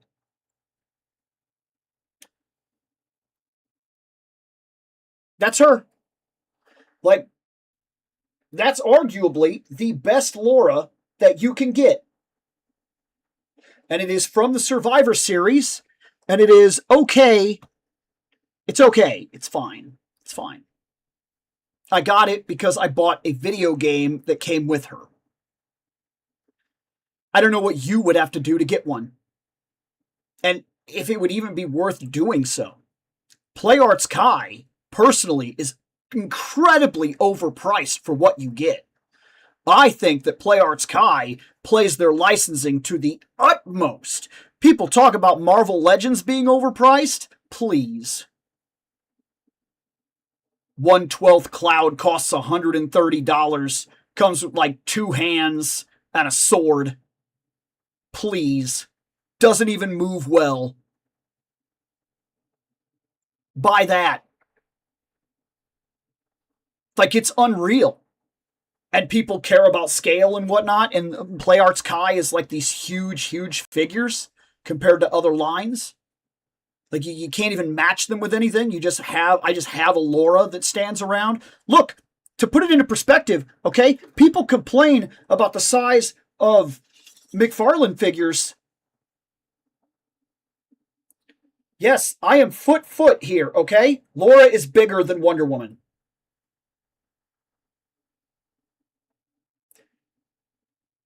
substantially. So am I going to do like cool pictures where like, Wonder Woman and Laura are together? Probably not. Which also means that if I have a Laura and I was hoping to pick up, say, that Witchblade from McFarlane, because McFarlane does rather tall figures, then I can actually have Laura and Witchblade hanging out, which is cool because that was a thing of my childhood. They were friends. They hung out. They can't hang out. Laura's like huge. Witchblade would look tiny. And they're supposed to be about the same height. At least in the comic books, they certainly looked like it. So then they would look off to me and I wouldn't really care about it. Like, you see my issues here? So they offer me a $40 built to G.I. Joe scale, guaranteeing a G.I. Joe quality, which I have argued, pound for pound, dollar for dollar, G.I. Joe's is one of the best lines you can collect right now. I'm not kidding. I think they're very, very good for what they are. And I do emphasize for what they are. You're not trying to buy the highest end figures in the world, but if you're looking to spend about $30 and get a really good action figure with all the bells and whistles, it's right there. It's right there. So you charge me $45. You give me Laura in her classic costume. As classic as we're going to get. Let me preface that. We have the boots, we have the socks, we have the tank, we have the short shorts, which is awesome. I didn't even know they were going to do that. And because of the scale, I can actually go out of my way, go on Amazon and buy one of those. I could buy one of those aviator jackets. That would be so cool, right? I could buy the aviator jacket to put on Laura and then make that costume from the PlayStation 1 era. That's cool. It's a little extra money. I don't necessarily mind. It's about $14. Get the little aviator coat, put it on her. She'd be sick as shit. So cool. I could do that. She comes with the pick. So if you were a person that liked Survivor Laura, it's going to be an amalgamation, but you can have the equipment to make that Laura for the most part. It's not going to be her. All of this is going to be under the window of a giant amalgamation. If you like the more classic Laura, you can put the two guns on her, remove a lot of the stuff that's on the top, and have the classic Laura. That's cool.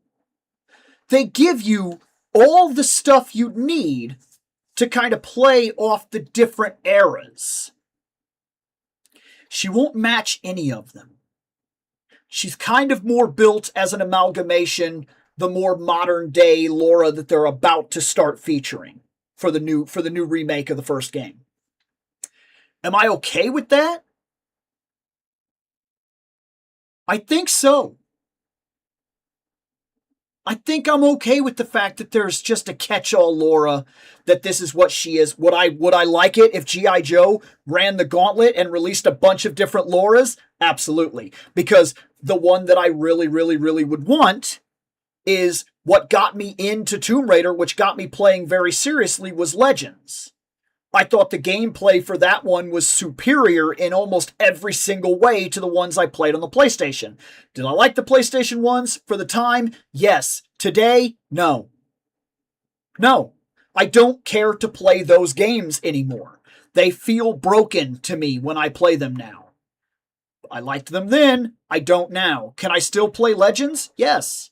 Legends plays more like an action video game I like to play and deals with the climbing and everything in a Sands of Time kind of feature, which I prefer over the climbing and everything that existed in the original Lara Croft, so I'm 100% on board with it.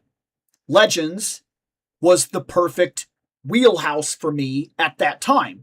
What are the best games? The Survivor games. I don't think you could argue that realistically. I realize that art is subjective, but I think gameplay-wise, you can't really argue fundamentally they are the best games. The Survivor series is the best games gameplay, game-wise. I'm not talking about Laura, I'm not talking about stories, I'm not talking about preferences, but I think you could make that argument. So they want to give me an amalgamation, brand new Laura with all the bells and whistles. They want to overcharge me. Am I a putz? Yes. I'll admit it. She's coming on a card back, just like those G.I. Joes do. Coming on a card back, she should cost $27. That's what they cost.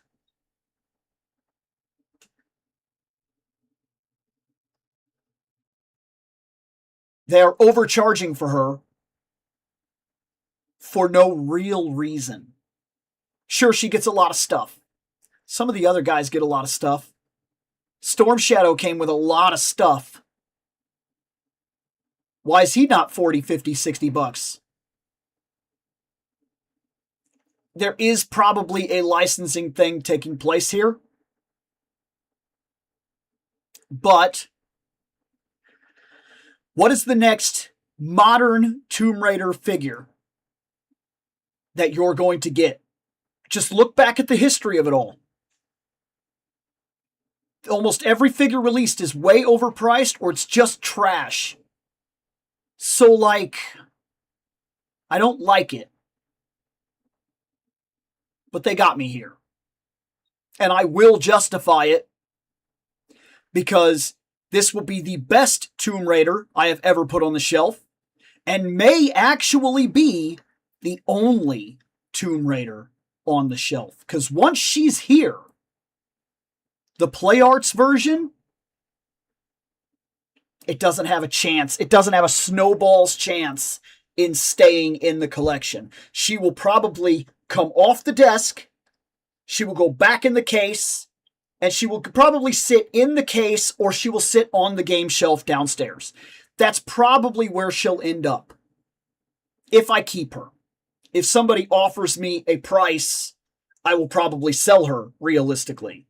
Because, like, what am I doing with it? It's cool, but I have the game, and that's what I care about. It's like the only thing I care about. And I will have a very decent Lara Croft on the way. I will spend about $50.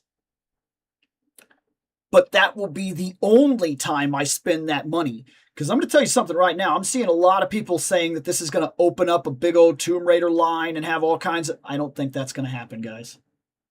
The history of the toy tells me different. The history of line after line after line after line that have ever done anything with Tomb Raider have been incredibly minimalistic and bad. Bad. Sure, it is subjective, art is subjective, but I'm going to tell you, look up some of those Tomb Raider toys. I don't think you could find even one that is going to be on par with the quality of what you were about to get for about $50. Is it overpriced? Yes. Am I buying it? Yes. Can I justify it? Personally, I think I can.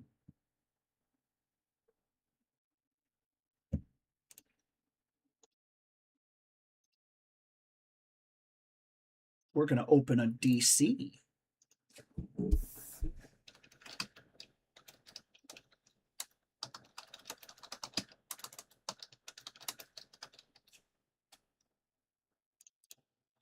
Okay, so first I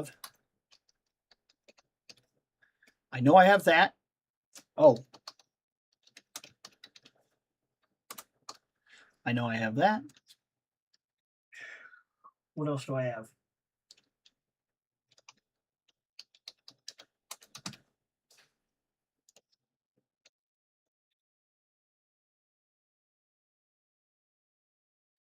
Oh, neat. Sure, why not?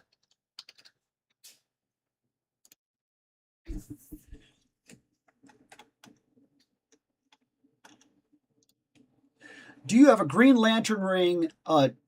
Do you have a Green Lantern ring? I got the Hot Topic Superman 2025 Green Lantern ring. I have every Lantern ring.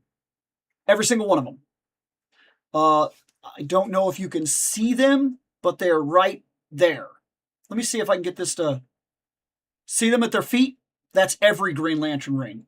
Not just the green. I have every ring. They all sit around the Green Lanterns.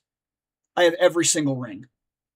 There used to be like this little machine that sold like you put the quarter in, you turn it, and a ring comes out or whatever. I spent enough money in that machine to get one of every single lantern ring. So yes, I do.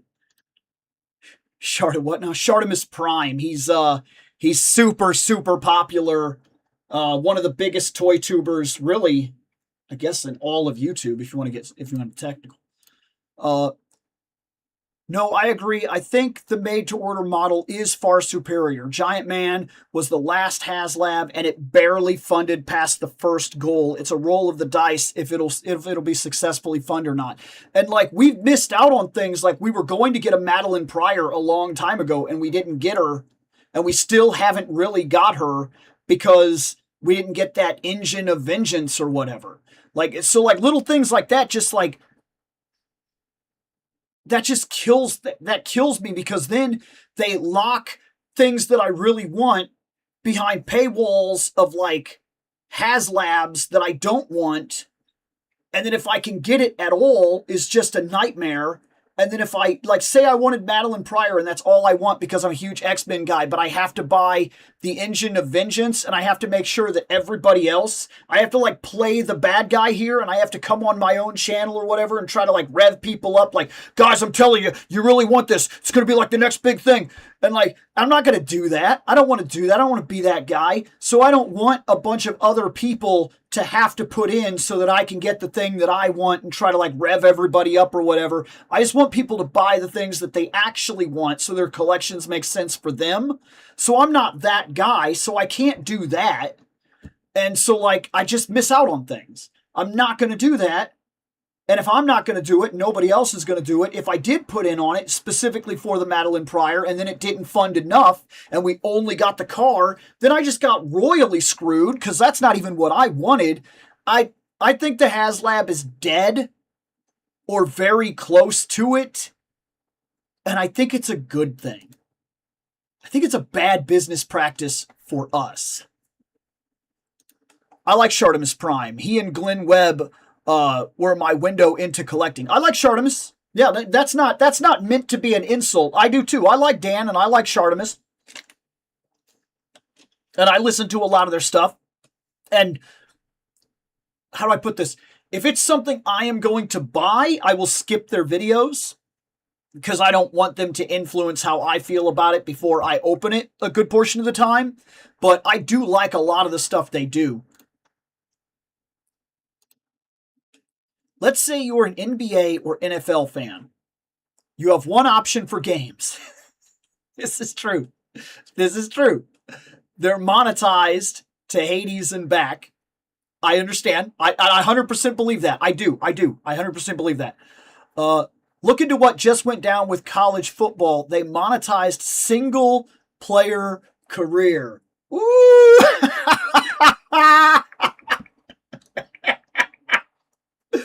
I didn't know that. I didn't know that. That is wild.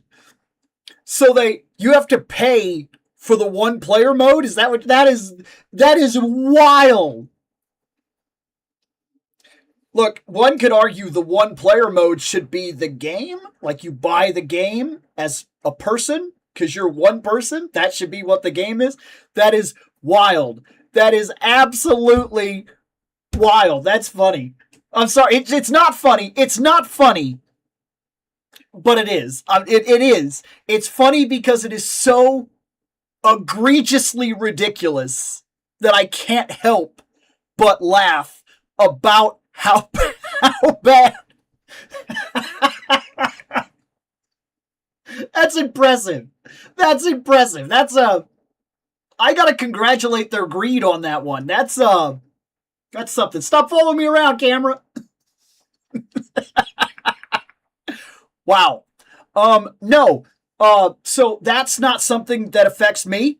And like I said, in the whole thing, I get it. Like I said, there's very much a FOMO thing here, and like how certain areas of the industry are affecting you over how it might affect me, and how I can only put in to what I understand or what I've experienced or what I wish would happen or what I'm okay with and not okay with. And like for you, I don't do NBA. I don't do NFL. I don't do none of that. None of that does anything for me. I don't do sports games most of the time. There's very few that I have played that I give a crap about. And so like that, like if that somebody like you, if that's hitting you, it's really hitting you. So I can 100% get on board with why you feel the way that you do. But like, holy crap. Yeah, that's wild. I'm more mad about that kind of stuff than DLC practices in general. And that kind of stuff, this kind of stuff, that's wild. And I get it. They sold you part of the game and then pieced out the rest of the game little by little. And I wish I could say I was surprised. I'm not. But yeah, I don't mind DLC if it feels worth it. But when you have full expansions like Blood and Wine and Hearts of Stone for Witcher 3, excellent value. Baldur's Gate 3, on the other hand, complete and has mods. Yeah. And yeah, I get it. I can't necessarily speak on it. I still have never played Witcher 3. There's a reason.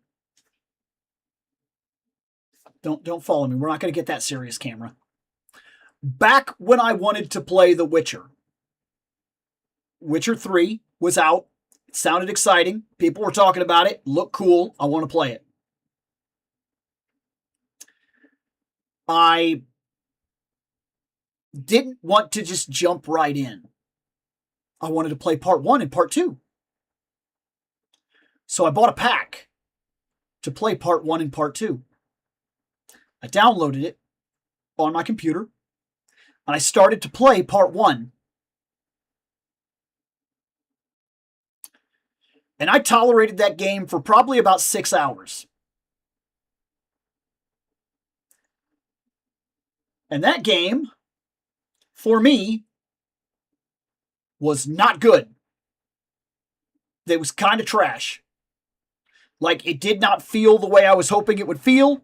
It felt awkward, irresponsive at times. It didn't quite teach me the way I was hoping it would teach me. Like, it just felt broken. I heard the second game helps it a lot. And I heard the third game is phenomenal. But because of that one bad experience, I did not go out of my way to play part 3. I just kind of put it off. And I was like, I'll get to it when I get to it. I still have interest. Then I bought something I thought was a complete edition of part 3. Kind of like how we were just talking. How I would like for these things to come out and then do everything they're going to do and then they release a complete. So I bought this thing that looked like it was a complete edition collector's disc thing with like tarot cards and all kinds of wild stuff. And I was like, cool, I got it all now. I'll be able to play it. Turns out what I bought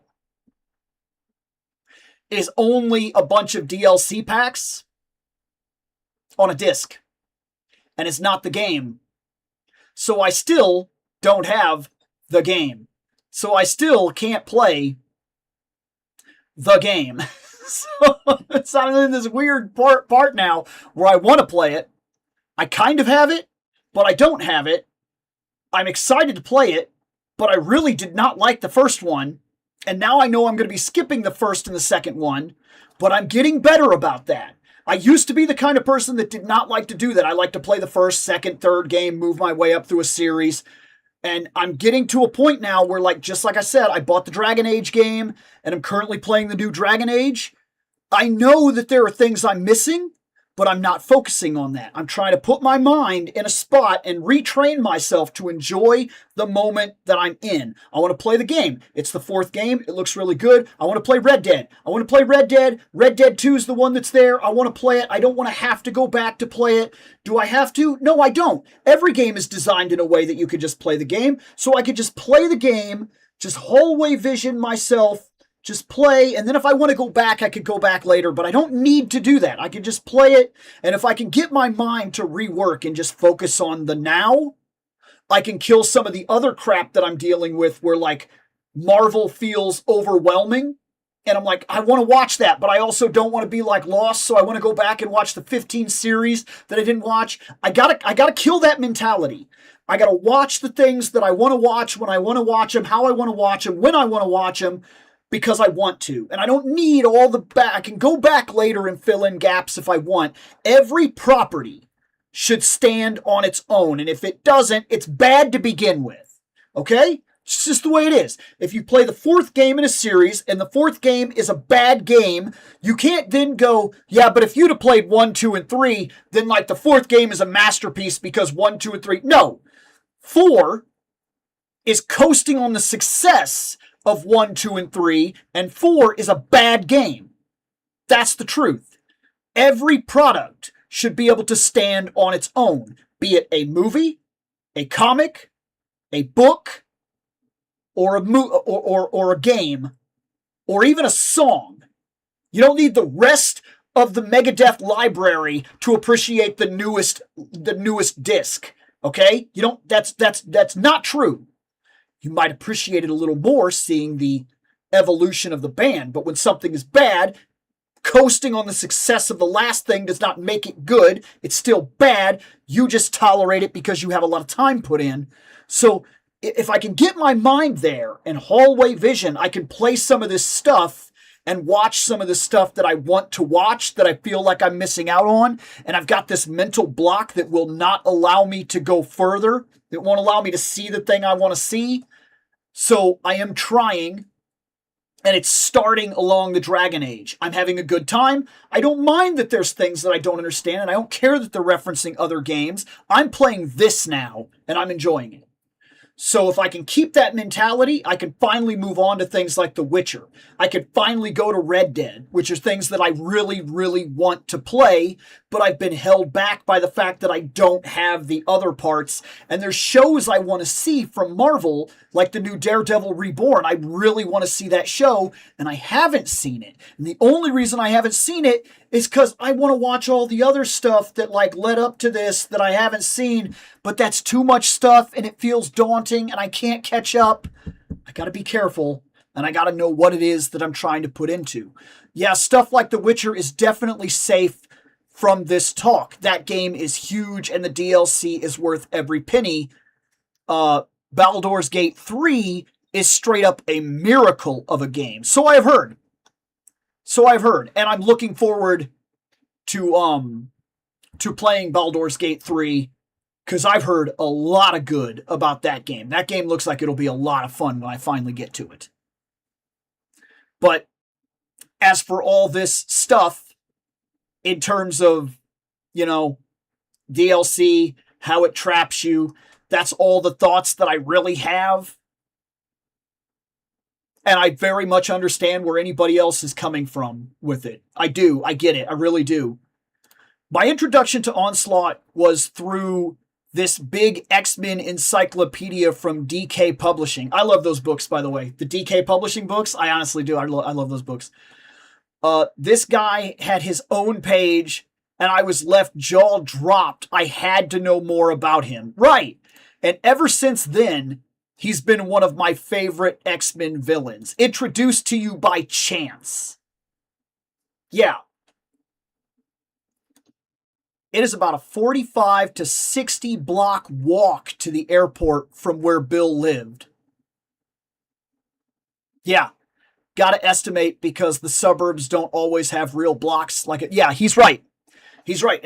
I do remember it being a real walk. It's like, it might be an hour. It might be over an hour. It was not like this was like something that you just did. You didn't just go, well, I'm going to go do this thing. Like it was a long real investment to go do that thing that I wanted to do. Yeah. Just whatever you do, Bill, hide your Juggernaut from onslaught. I know I did. Really? Shocking. You calm down, Electro. Let's do this. Sandman. Is this not wild? This is what I was talking about. Time and time again, I have said that say what you want about McFarlane, but this dude is digging deep. This is Sandman. Promises. Most people don't even know what Sandman is. Most people don't even know what the JSA is. It's almost a guarantee. Like, the average person will probably know the Justice League and have no idea that the JSA is even a thing. And then if you start going into stuff like this, they are completely lost. This guy has gone through changes over the years. I know at one point, he basically had these nightmares, and the nightmares would tell him about crimes that were going to happen, almost like a precognition, and then he could go stop them. He has a gun that can put people to sleep.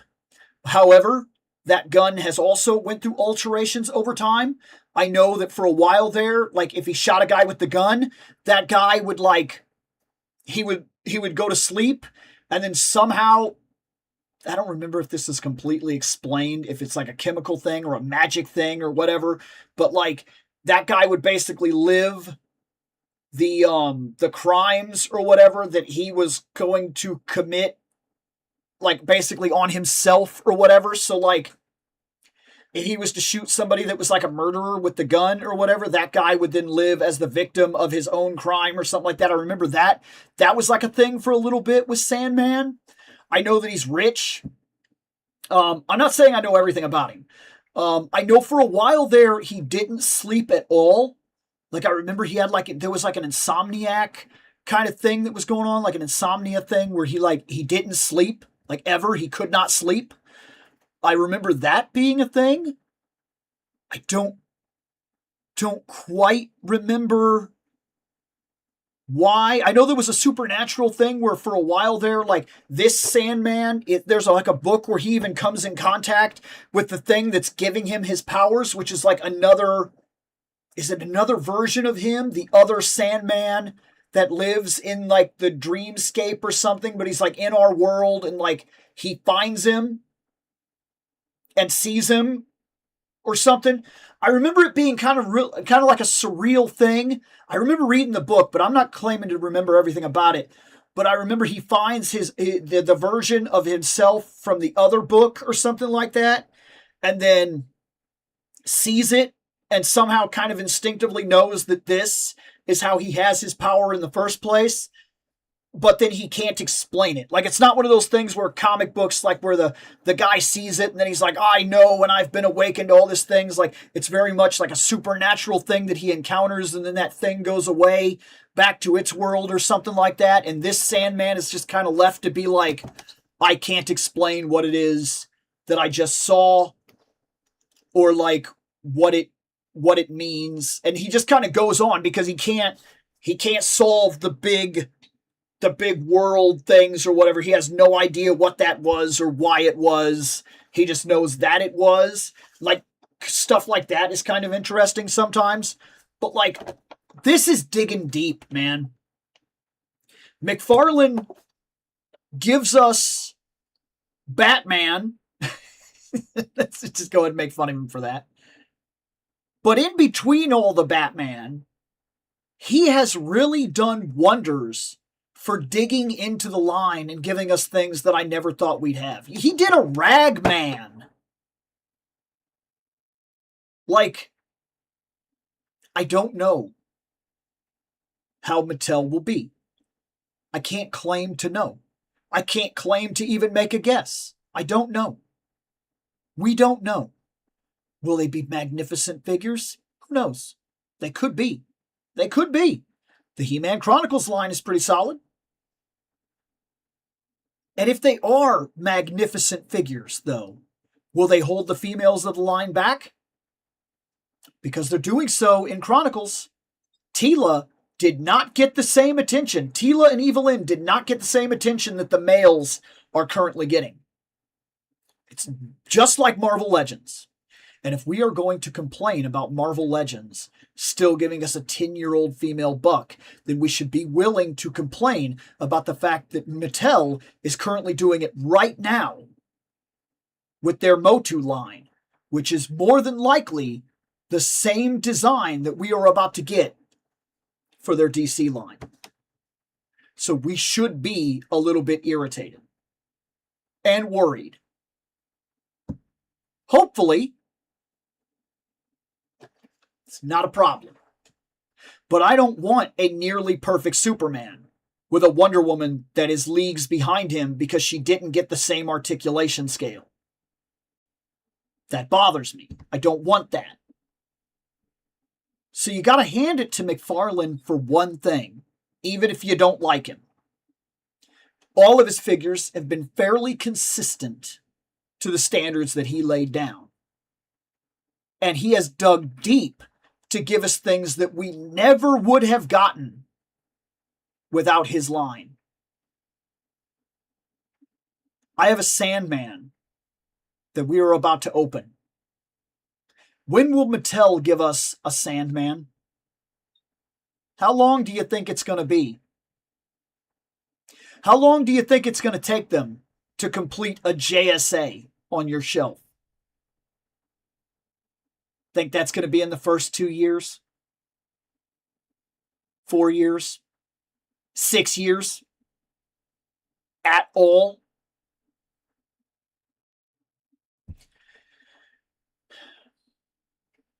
I don't know. You don't know. We don't know. It's exciting to see what's coming. It's interesting to see what's coming. There are some concerns. Let's open Sandman.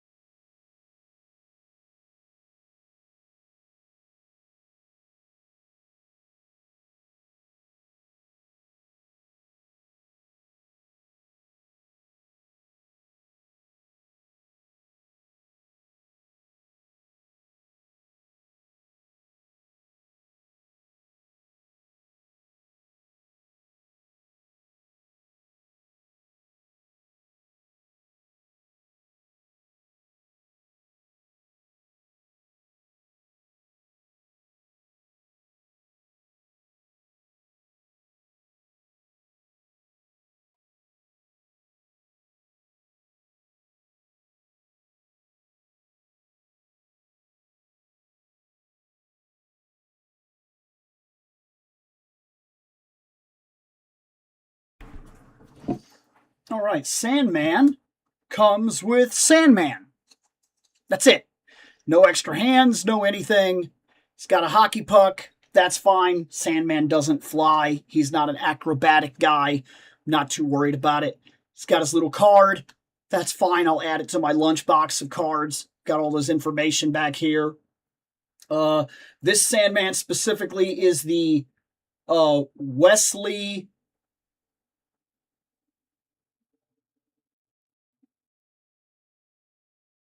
I remember the name Wesley. This last name has me messed up. Dews. If that's Dodes. I don't remember. Is it Dodes? It's Dodes. I don't remember. I'm going to be honest. I don't remember for the life of me. This is not a character that I followed heavily, but I seen him at the like, I have a good portion of the Justice Society. I have everything I want from the Justice Society, so that's fantastic. We're basically done with it. And now that we're basically done with it, I'm just picking up parts to put together with it as we go. And this guy I found at the Overstock toy store for basically $10, so I wasn't going to pass him up. I'm not claiming to be an expert. I'm claiming that this is really cool to put on my Classic Heroes shelf. And here he is. Gas mask, literally 1930s business suit guy with the beat up old duster. And he's got his gun, which very much, by the way, is like a old style revolver gun with like this big gas chamber thing added to the front of it. And that's all it is. I mean, it's there is something very cool, though, about how simple old heroes were. Old pulp heroes were just, like, kind of crazy in the way that they were, like, very simple. He's got a gas mask. He'll shoot you with his gas gun, and you will sleep. And then depending on which continuity, you will suffer, depending on... And he looks a little dynamic, too, because the way the coat flails and everything like that, that's pretty cool. One could argue it would have been way cooler as a soft goods, and we know that McFarlane does that, but I think this is before we were seeing a lot of that, so it's not that big of a deal. I think these pants have been reused on some of the Joker figures, though. Like, no, maybe not. These feel like the pinstripes or whatever, like the stripe parts are actually in that feels like that's sculpted. So I don't know. Maybe I'm wrong. Either way, I know something like the coat and the arms and whatnot have been reused on things like Jim Gordon and things like that. So that's pretty solid. There's not too much to say here other than some old heroes were like some wild stuff. And this dude is no different. Like, it's pretty cool that this thing exists at all. And I'm going to put him up there with my other heroes. And he's just going to look, he's going to be one of those things that people see him and they're like, who's that guy? And then I basically get to go, oh, dude, that's Sandman. Sandman is a wild character. Da-da-da-da-da-da-da-da. I'll look up some stuff on him. I'll refresh myself a little. Maybe I'll read this. He's not a guy that I followed often, but I would see him from time to time in JSA stuff that I would read.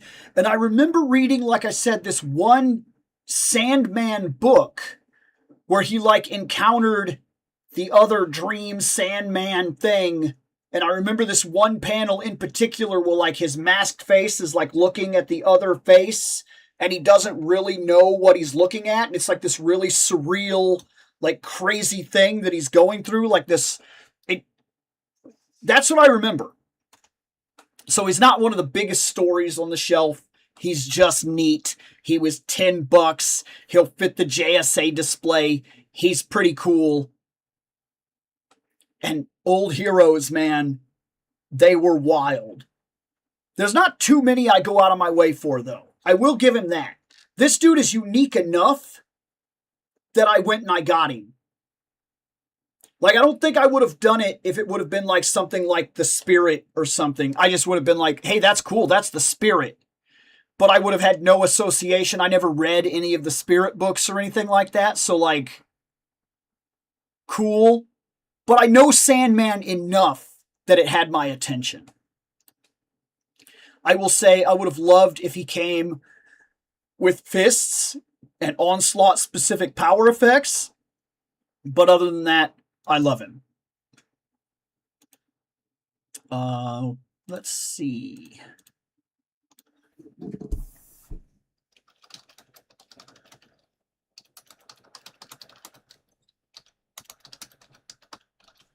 All right. Let's try.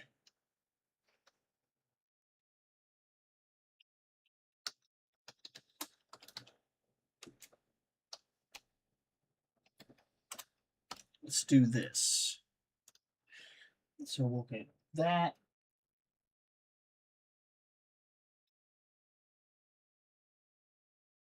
Huh.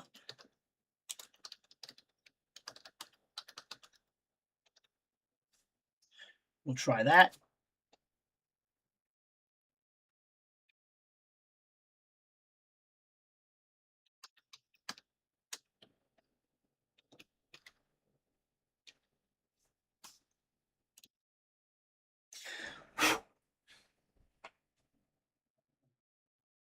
No. Sure, why not?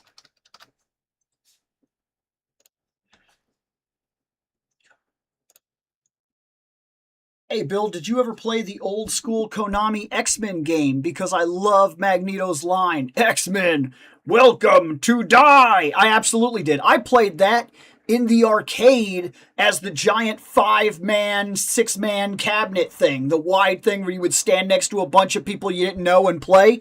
Yes, absolutely. I did. I did play that game. I loved that game. Years ago, we were with somebody. We did a Saturday Night Live Let's Play. I don't remember who this was. He was like a special guest or something like that on Fandom night, and we played through the X-Men game. And he was like doing all kinds of voices and stuff like that while we were doing it. It's a long, long, long time ago, but I used to like that game a lot. Now you can you can get that game. Didn't they do that collection where we can get that game now or whatever? Those are fair points about Play Arts Kai with Tomb Raider Laura. We talked about Play Arts Kai before. I ordered her too. Was just curious. Black Series Legends push 40 with limited accessories. Still waiting to see SE. Yeah, right. Final Fantasy VII.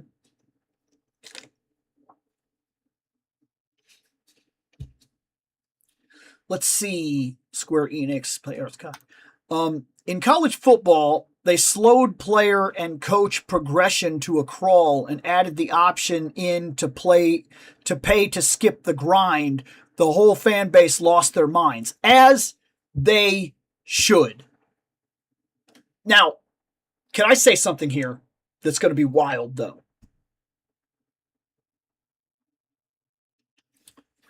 This mentality has existed in video games since as far back as the NES or Super Nintendo. I don't love it, but there was no way to skip it back then either. What am I talking about? This idea that progression exists in a way that forces the game to be longer. There was a mentality that if you paid for the game, you should get your money's worth. You should purposely sit there forever and play this game forever and ever and ever. Things like the first Dragon Warrior. It is not balanced.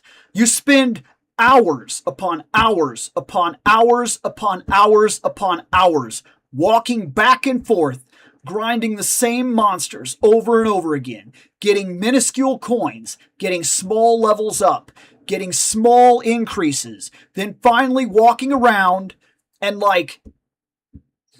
doing a minor upgrade, buying a slightly better sword, buying a slightly better armor, selling the old gear, repeating the process, back and forth, hours and hours. I understand that RPGs were in their infancy, but that is poor game design. And it's game design where they add a bunch of crap in to make the game seem longer so that you got your money's worth. And back then, there was no way to skip it. Grind-heavy JRPGs are what they are. They're grind-heavy, long JRPGs where you will spend hours upon hours upon hours walking back and forth, grinding out one level at a time, $1 at a time. It's tedious and it's bad. And it didn't just happen in that game. Years ago, you played Gradius 3. And Gradius 3 was a game made for the arcade. And it was designed to take your quarters. When they brought it to the Super Nintendo, they didn't alter the way that the game played to make it a gaming experience for your home, so that you would play the game and it would be a little more forgiving, and you could probably add things like play a hard mode or something like that, or original challenge mode, or one life mode and things like that. They didn't add things like that. They ported the game, kept it basically the same, gave you 3 lives, and told you good luck. And that game, if you've ever played it, I can beat that game. So understand, I'm complaining about something that I can do, but I'm also of the mindset that I understand how it was made. If you are halfway through the game on, say, the bubble level, and you have done all this stuff to get all your ship upgraded and everything, and you die, and you start from the middle of that level, you may as well turn the game off. You are in a spot now where you are super slow, your pea shooter cannot cut it, you can't upgrade fast enough, and your chance of winning the game without your being very, very, very good is done. You're done playing. Reset whole game. That is a game that was designed to steal your quarters. And there is no DLC or update for when they port it, and you just have to get good enough to one life the entire game. You just have to be good enough. Put that into perspective. You're playing your college football game. They slow the player-coach progression to a crawl, like a JRPG. Hey, you need to go to the next town. The next town has monsters that will kill you unless you're level 15. The only monsters you can grind are in this first town. They only give about 30 experience. It's going to take about 5 hours worth of grinding minimum to get strong enough to go to the next area, but not to be able to handle the next area, just to go to the next area so that you can start to level up in that area so that you can handle that area so you can go to the next area so you can have the same problem. Those games are designed that way so that you got your money's worth. Hey, this RPG takes about 100 hours to complete. Yeah, 40 of those hours are walking back and forth in a cave over and over again, fighting the same guys over and over again so that you can get to level 40, so that you can go to the next area, so that you can go to the next area and realize that those guys did not give you enough money to buy the equipment that you need to handle the next area, so you got to go back to the area that you were just in and walk back and forth for another 2 hours in order to get the money that you need to go to the next area to buy the equipment that you need to finally be able to start grinding in the area that you should be in. That is trash. And back then, there was no way to fix it except for just do it. This game here now, if you have this situation and you're playing it in the aftermath, there is no DLC because you're playing it years later on a retro wave. You're in your 40s or 50s and you want to play some games that were in your 20s and you remember this game was really cool, but it's kind of slipped your mind that back then you paid for the thing to make it a little bit faster, which you should have never had to have done in the first place, but you did it. And now that you've done it, you're trying to play this game, but you're now playing it without that DLC crap. You're playing it in its original fundamental release, how it was meant to be played. And you get to this part and you start going, man, I do not remember it taking this long. It feels broken. Like, why do I gotta do this? That ruins the game. And it is a mentality that has existed in video games for all the way back in the NES. The difference, we couldn't fix it back then. The same games that are on the NES today, or the Super NES, or the PlayStation 1, that were grind heavy, long, stupid, impossible games because they were designed to steal quarters, kill you, or make the game longer than it actually is, those games, you just gotta play them the way that it is. You can never fix it. There's not even a DLC option. Now, it's sad that we've went from that mentality to a new mentality where they're like, hey, this game is like, you can really beat this game really fast. No, we've got a fix for that. We're going to slow this part to an absolute crawl so that it's almost impossible to play, and then we're going to sell the solution. That is dirty. But it's not like it hasn't always been with us since we started gaming. And that's something else, which is a completely different problem in its own right, because the mentality of get your money's worth, you want to be able to play this game for as long as you can possibly play it. I would argue the best game is a game that just works, has a decent pace, you can beat it, and you can maybe play it again later on. That's a perfect game. Level grinding for 19 hours is not fun. It's not a good game. It's just long and tedious. But we also have an entire group of people that have been conditioned to want that. They feel like when they play a game and it's over in 14 hours, that they didn't get enough out of their game. And now they're mad because there wasn't a bunch of level grinding. Back when I used to play on Super Nintendo, you used to like level grind for like 40 something hours so that you could get to level 50 so that you could handle the boss. And now they just like hand it to you. Games are so easy. Like, it's an interesting divide that exists between my childhood and my adulthood, where I can see this stuff and go, I wouldn't like it, but I would pay for the solution. Because I've been doing that since I was a kid, and I'm tired of doing it. It's just wild. It's wild. My favorite ramen bowl is molten chili chicken.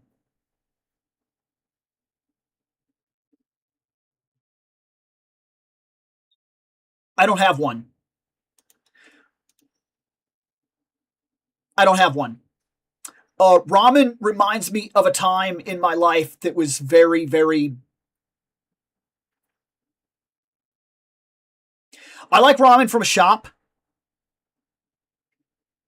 But like when I eat ramen at home, it puts me in a state of mind when I'm back to one of the worst points in my life. When I had no power, no money, no chance. My floors were wet. Mold was growing on the sides of the walls. I was taking cold showers before walking an hour to work. And yeah, like, it's funny how things trigger memories, but the lowest point, one of the lowest points in my entire life, I was living on the little orange bags of ramen, and now I see them, and I can't. It just takes me right back to that moment and makes me remember what it was like, and I just can't. Yeah, it's... You have a favorite ramen bowl. I have I have ramen PTSD. Witcher 1 is definitely a bit rough these days. If you can stick with it, it's worth it. But the mouse-based combat takes getting used to. They are apparently remaking Witcher 1. That would be fantastic. That would be fantastic. Let them remake it. Let them remake it and modernize it as much as they can. Give me the original story. I would love that. Because I tried to play it. And I could not. Oh my gosh. No, it wasn't Kage. It wasn't Kage. Was it? He wasn't around for very long. Jesse, maybe? He was in like maybe 2, 3 videos at the absolute most. And one of them was the Saturday Let's Play X-Men. And I cannot remember what his name was. We even went, oh man.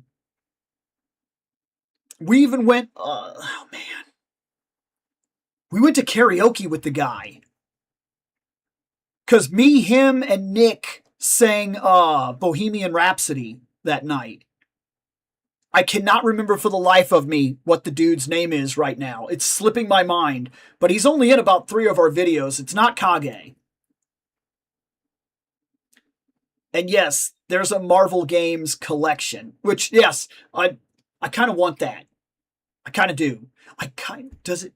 What all does it have on it? I kind of wish... You know a game that's like not great, but I kind of wish I would play it again is that War of the Gems. Even though the characters already exist, I'm surprised Hasbro never put out any more from the Konami X-Men game. We got the Sentinel from that game, but none of the X-Men from it. I did notice that they never did like a gamer color scheme verse type of thing of that video game, but we did get the miniature Sentinels. Didn't they come in like 2 packs or whatever? And yeah, I do remember that. I'll tell you one game I wish the Marvel Legends team would do figures from is Hulk, Ultimate Destruction, or X-Men Legends. X-Men Legends, they really just got to do Ultimate X-Men. And we got a couple of them. Because that's really what they were. You know what I mean? That's really what they were.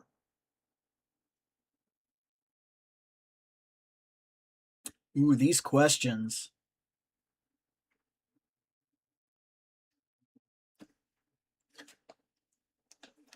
There's a reason I'm grabbing my phone.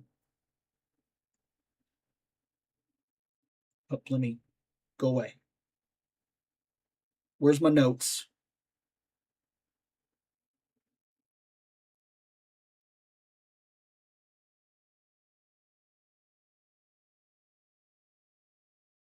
Okay, so I was going to do this video as a standalone, but because of your question, I'm going to do the video right now. I'm going to look down, I'm going to look at my notes, and I'm going to try to compose myself in real time and do the video right now, okay? Because I will somewhat answer your question, but I will divert it a little bit. So let's do this. What makes a great figure? Let me counter your question slightly so that I can answer it. What are 5 things that all adult collectors' lines should have? If you want a solid figure as an adult collector, and you know that the market is trying to sell to you as an adult collector, what are 5 things that we should expect from every single line that we should get without question in order to make it a great figure line? Here's what I've got. 1, stands. Okay? Stands. I think it's important. Every single figure that you buy as an adult collector, and any single figure that is sold in a line that sells exclusively to adults, Marvel Legends, I'm looking at you. You know you sell to adults. You don't do online reveals and whatnot for kids. You don't do that. Kids find toys in the toy aisles. They don't find them by watching Hasbro Pulse releases. That, not that kids don't buy it, but that's an adult collector's line. That's who it's selling to. Super 7, you sell exclusively online, basically, to adults through nostalgia. You're an adult collector's line. G.I. Joe, you've arguably been an adult collector's line since the 80s, even though you were selling to kids. Because let's be honest about this for a second. This guy right here, from the beginning, back in the early 90s, late 80s, a G.I. Joe came with a stand. They came with stands because they knew that the aftermath, there were 2 different people There was the kid that was buying the toy, that was putting it in a toy box to play with it later. And there was the guy who was buying it as an adult who wanted it to stand somewhere. They knew that then, so they know it now. If you are going to sell anything that targets to an adult collector and wants to call yourself an adult collector line, stands. And I'm not making the joke of flight stands. Stands. You need that little peg thing, or you need a flight stand, or you need an action stand. But 1.1 stands. If it doesn't come with a stand, it's already marked lower in the adult collector scale than a figure that does come with a stand. Automatically. Because what's one of the biggest irritations of all collecting? The guy in the back falls over because he's got stupid heels, and he falls into the guy, which falls into the guy, which falls into the guy, and the whole friggin' shelf falls over. And every adult collector has dealt with this. And why do they deal with this? Because there's no stand. And to push that further, why does Amazon have packs of 60-something stands that you can buy from some random 3D printer guy? Because he knows that we know that we should all have stands. Stands is number 1. 2, needed accessories. What do I mean by this? As an adult collector's line, every single figure that you sell is somebody's first figure. Captain America has to come with his shield. If you want to add an effect, that is fine. If you want to give us a broken shield, that is fine. But he needs his shield. And he needs to have a throwing hand. And he needs to have a punching hand. And he needs to have the salute hand, even if that's just the throwing hand. You get the idea, and he can still use it. But you got to have these things. You need to know what it is in your line specifically for each character that is needed. If you sell a Spider-Man, he better come with these. He better come with these. He better come with these. Yes, that is 3 sets of hands for every single Spider-Man sold. And one could argue that maybe that also means that he should always come with a Peter Parker head. Maybe it does. This could be a different argument for every single figure, but it's important for every single figure. Do not sell a Phoenix that doesn't have fire. That is a needed accessory. Somebody's Phoenix is their first Phoenix, and they might not have a big Firebird. They need one. Every figure should come with what they need to be an acceptable, top-of-the-line adult collector's line. If you're going to sell Abomination, it's nice that he has these, but he's supposed to trade blows with the Hulk. He should have these. And if they don't come with these, then you've missed something in that line. Superman should come with flight hand. Now that gets a little complicated. Some Supermen fly like this. Some Supermen from the comic book fly like this. Know the one that you are and sell the appropriate accessories. I think that's important to an adult collector's line. Absolutely. Every figure should be treated as if it's the first figure that somebody ever bought. Their first Wolverine, their first Daredevil, their first Thor. And they should be treated with that level of respect for every single release. Next, line focuses, teams, games, stories. What am I talking about? If you are going to sell as an adult collector's line to adults, you should have a focus to completing the things that you start. We want a Justice League on the shelf. And it is expected of you to give us that. When we started collecting Jada, and they said we are going to do Street Fighter 2, that is a deal, a handshake between the collector and the provider to complete that wave, that line, that expectancy. Street Fighter 2 completed on the shelf. That's fine. You gave us that. Now you can branch out and do whatever you want. And if the line ever ends, we got what we were promised. If you release a Captain America first appearance, right? That needs to be part of a first appearance line, a wave, if you will, for first appearances. And we need to expect that we will be able to complete a first appearance line. If you do an animated series line, hey, we're going to do Spider-Man the animated series, I should expect that that line will complete. There should be a handshake deal, basically, between me, the buyer, and you, the provider, and you should be creating what it is that I'm going for. If you are going to do Gamerverse Marvel vs. Capcoms, I expect you to give me at least most all of the game. I expect it. I need it to be finished. And I don't want Build-A-Figure waves that are 5 or 6 different things from different ideas that then build the one thing that you kind of want. The lines need to make sense.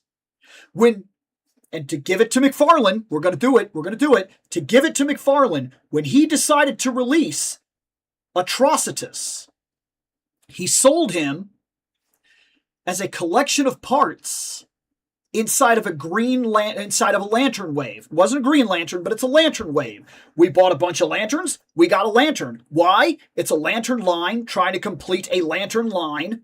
So we bought lanterns and got a lantern as a reward because it makes sense. If you want to do, say, video game line, okay, he decided to give us the Justice League Task Force line. And as he sold the Justice League Task Force line, he sold us the parts in order to make the bad guy from that line the Darkseid.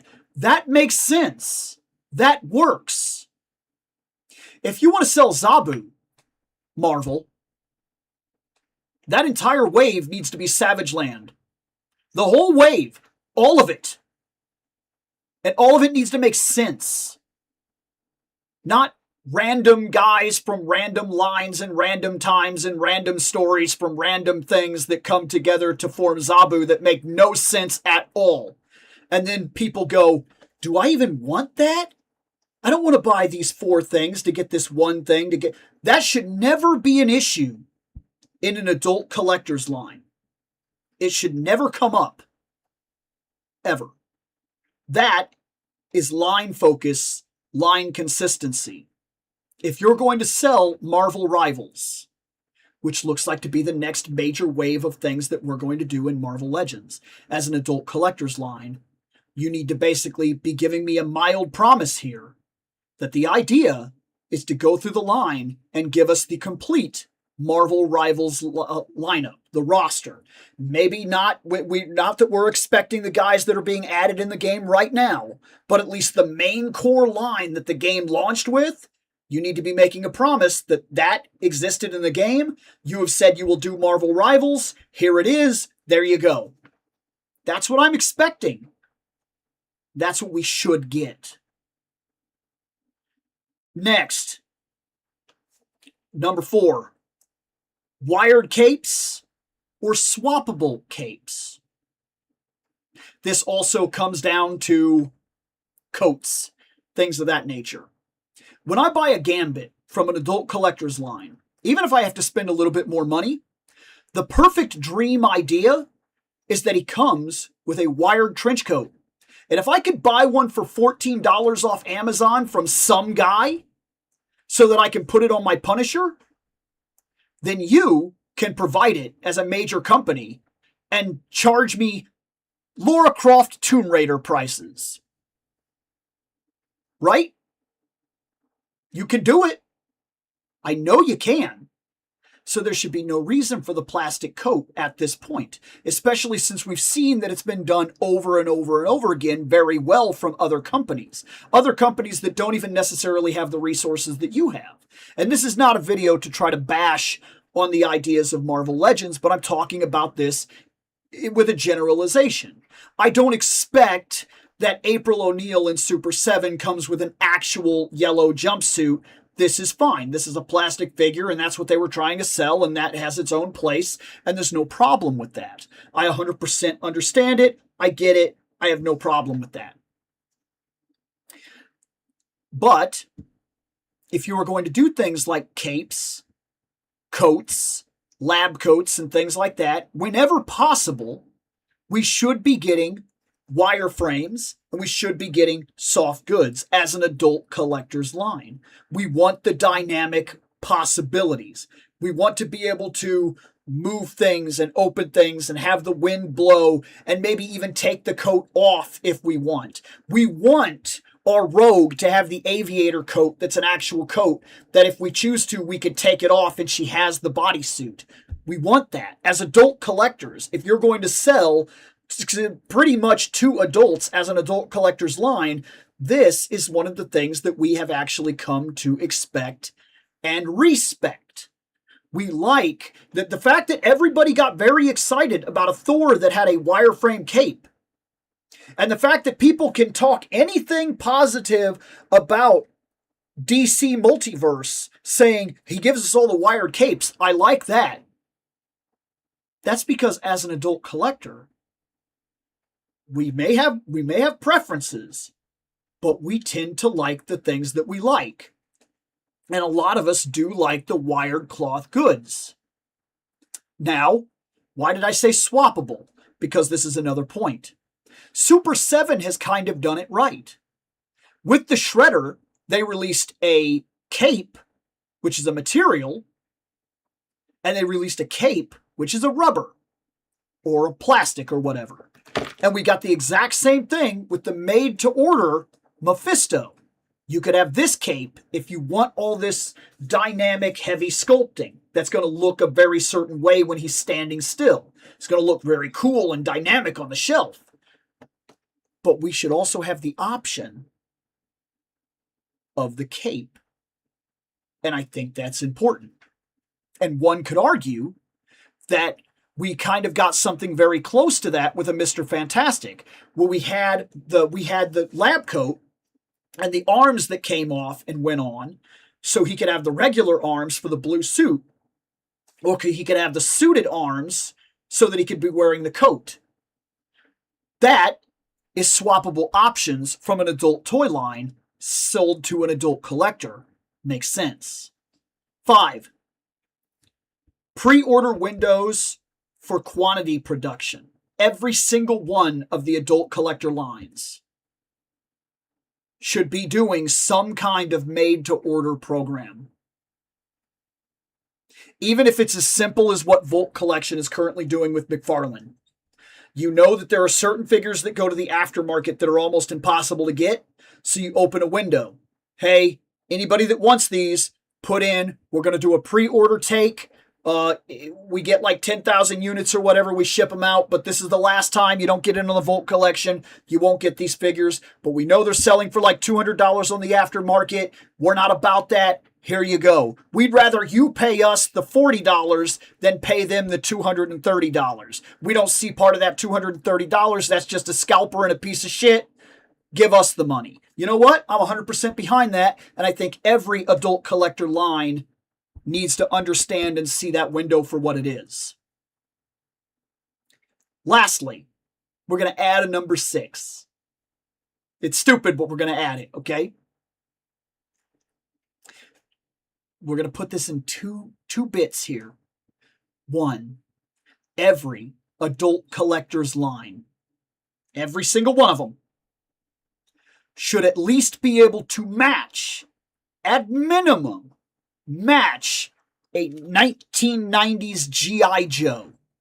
If you can't do it, your articulation is bad. And every figure inside of that articulation scale, every single one, Unless, of course, you're like a lizard with a big tail or something crazy like that. But if you're a female character and you have a skirt, then the skirt better be made of some kind of cloth or something like that, some kind of soft goods, so that it can get out of the way. Every character needs to be able to sit down. And I do think that is important because as an adult collector's line, one of the things that we might want is, say, a Turtles van. If your turtles can't sit, what would be the point of the van? If your Enterprise characters can't sit, what's the point of a big bridge? If your Marvel Legends can't sit, if your G.I. Joes can't sit, if your McFarlanes can't sit, what's the point in selling thrones, cars, helicopters, etc.? Every figure needs to be designed with the concept in mind that articulation matters. At least match the 1990s G.I. Joe standard. You really should be doing better than that, but at the minimum, match that. And if your figure cannot sit down like a person, it's a bad figure. Period. Those are the 5, 6 things that I feel are most important or most desired to be basically a perfect adult collector's line. That would make a great figure line.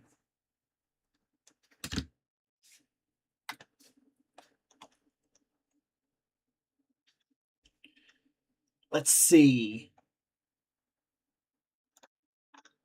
I gotta click that so I can get to this. Another question. If a toy is never taken out of its box, does it fulfill its purpose or is it trapped? Well, look, man, it depends on what you're collecting for. If you're collecting like me and you want the tactile experience and you want to touch the figure, I want to touch Wonder Woman. Yeah, that sounds inappropriate, doesn't it? But I want to pose Wonder Woman.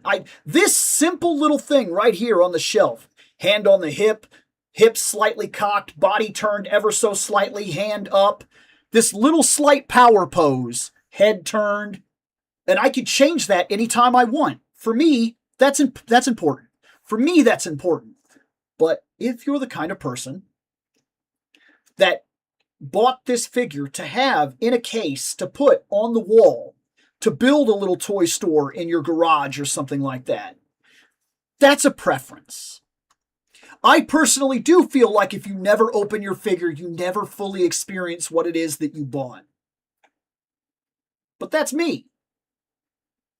And I don't claim to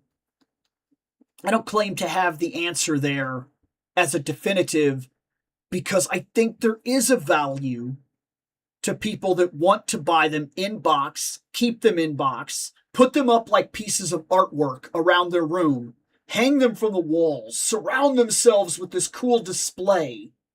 And that's kind of what they're buying, is their display. And that's the reason they're collecting in general. They want these things that they love, but they also want them to stay pristine. They never want to take the possibility that a leg breaks off or something like that. And there's merit to that as well. But on a personal level, I would agree to some extent. If you never experience the tactile, if you never have that tactile experience with said toy, it has not lived up to its full potential. But then again, once you take that toy out, it'll never be the same again. And you have now opened it up to the degrading process of joints weakening, falling off the shelf, breaking, kids grabbing it because they come over and see open toys that must be for them. You open yourself up to that. So, collecting is a big monster. It is what it is. That's what I mean. Ultimate X-Men. We have Wolverine, although the head they chose isn't accurate. He doesn't have his soul patch. I noticed that. I did notice that.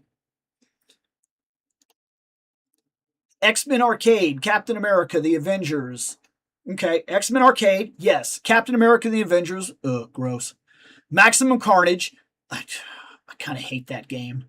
I know people love that game, but it's one player, it's incredibly hard, it's harder than it needs to be, it's... Separation Anxiety, better than Maximum Carnage. It's almost the exact same game with different bosses, and you could play it 2 players. I do enjoy it more. Arcade's Revenge, it's fine. It's fine for its time, but it is not great. And Silver Surfer.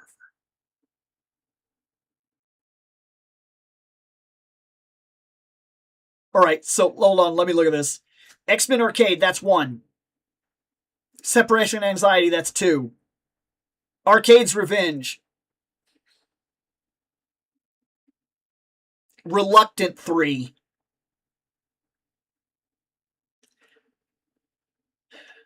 That game will have to go on sale for me to care. It's just gonna have to, man. The arcade can even do up to 6 players online co-op, which that's cool. I would buy that game just for the X-Men for us to play. That's cool, and I love the idea of it. But, like, the rest of those games, man, some of those games are awful. Silver Surfer, the game where anything that hits or touches him makes him curl up into the fetal position. Absolutely. April O'Neil needs to always come with her banana raincoat. Yes. Seeing the current offerings of Gambits from Hasbro at the moment seriously has me considering that Mafex Gambit. Yes, it's pricey, but far superior to any Gambit from the Marvel Legends team has put out so far. Yes. Yes, he is. His scale might give you pause if you set him next to a bunch of the other X-Men that you've already accumulated, though. One of the big problems with picking a line, and Marvel Legends is very easy to pick, is you get stuck inside of their scales, and then you don't want that Gambit, you don't want to buy that Gambit and then, like, try to put him with the other figures and find that he's, like, too small. Because Mafex, everything they do kind of scales small on a personal level. That's the way it feels. And that could be a problem where you now have this really cool Gambit, and he's the best Gambit you could possibly get. But now the rest of your X-Men look weird in comparison to him. Downfall to making an extra window is that the scalpers will buy those too, and now have more to sit for $200. However, hopefully, they do it often. Now, here's the thing, though. These pre-order windows, what I'm talking about, are made to orders. So the scalpers could come by and buy 80 of them. They could be like, I'm going to get 80 of that Wonder Woman. People are going to be paying me $200-$300 a Wonder Woman. Well, that's great, Mr. Scalper. But you see, everybody else, this was not a limited window. I'm not talking about the pre-orders open and there's only 60,000 of them. And once the 60,000 of them are bought, you're screwed and you just have to buy from the aftermarket. I'm talking about pre-order windows made to orders. And those are very different because they make as many as gets ordered. Grizzlor was one of those. I bought one. If scalpers bought him, great for them. But there was no benefit to them doing so because the only people that need him now are the people that did not buy him in the first wave release and then did not buy him in the made to order release. And by that point, you must not have wanted them. Because like right now with the Volt line, if you want Cyborg Superman, you just order one. You just order one. And it doesn't matter if a scalper comes by and orders 60 of them. So what? You can't run out of them. They're made to order. So I think that's the big difference on that one, to be fair.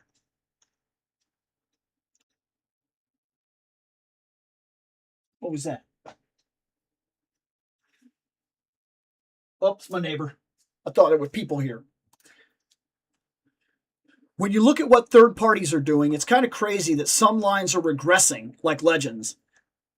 Maximum felt like Hasbro trying to answer imports. In art is more expensive, but are killing it. So like That's a little complicated because Legends, I don't think, are going necessarily backwards. I mean, like, we've had some real wins. That Ghost Rider, that Daredevil is literally top of the line. We've gotten multiple females now on the new Buck. We're getting, like, that Jean Grey is absolutely fantastic. Like, it feels like they're moving forward, but they're also trapped in the past because they'll put out like 2 or 3 that are absolute unbelievable winners, and not even things like Maximum, just things that are just regular, that are just unbeatable master craftsmanship action figures at their base value. But then they'll turn around and be like, this is a Maximum Hulk, and there's a lot of reuse on that Hulk. I like him. He's right there. I enjoy him, but I'm not oblivious to the fact that they put out something that they said was going to be the best of the best, and it's basically 100% reuse with 3 new heads and a new chest idea. Is that the maximum? Because that does feel like they kind of phoned it in. But then they'll turn around and do that Daredevil, which is arguably better than the Mafex Daredevil. And then they also did that Psylocke. And that Psylocke is beautiful. She's a line breaker, man. That Psylocke, and I'm not kidding, I still have yet to see a Psylocke come out that makes me go, I'm going to get that. I don't need it. The Psylocke that I got is the best Psylocke on the market, personally. On a personal level, that can be argued. Art is subjective. Somebody might like the Mafex face better, and that might sell it to them. Somebody might like the body proportion that's done in, you know, the fig arts, or they might like the fact that one is kind of like where the plastic, the suit seems almost like a latex where it's shiny, and they might prefer that over the cloth looking material or the matte finish material. And so that all of this is subjective. It always is when we talk about stuff like this. But on a personal level, there are things here happening where Marvel Legends is getting better, arguably all the time. It really is happening. It's just a very slow grind that should have been happening all along, not just now. There's one guy on YouTube where he says there's no such thing as scalpers.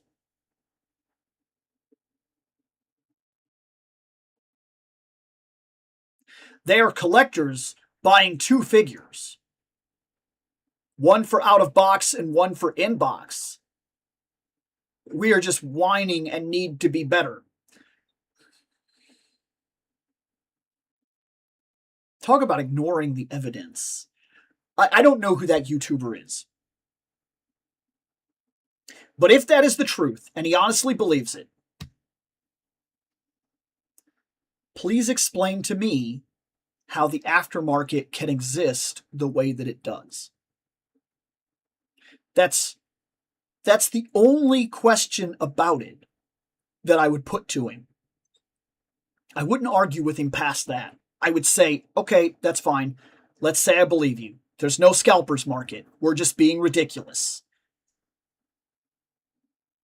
Explain how somebody can sell 50 Wonder Woman at like $230 a piece, scalping the market.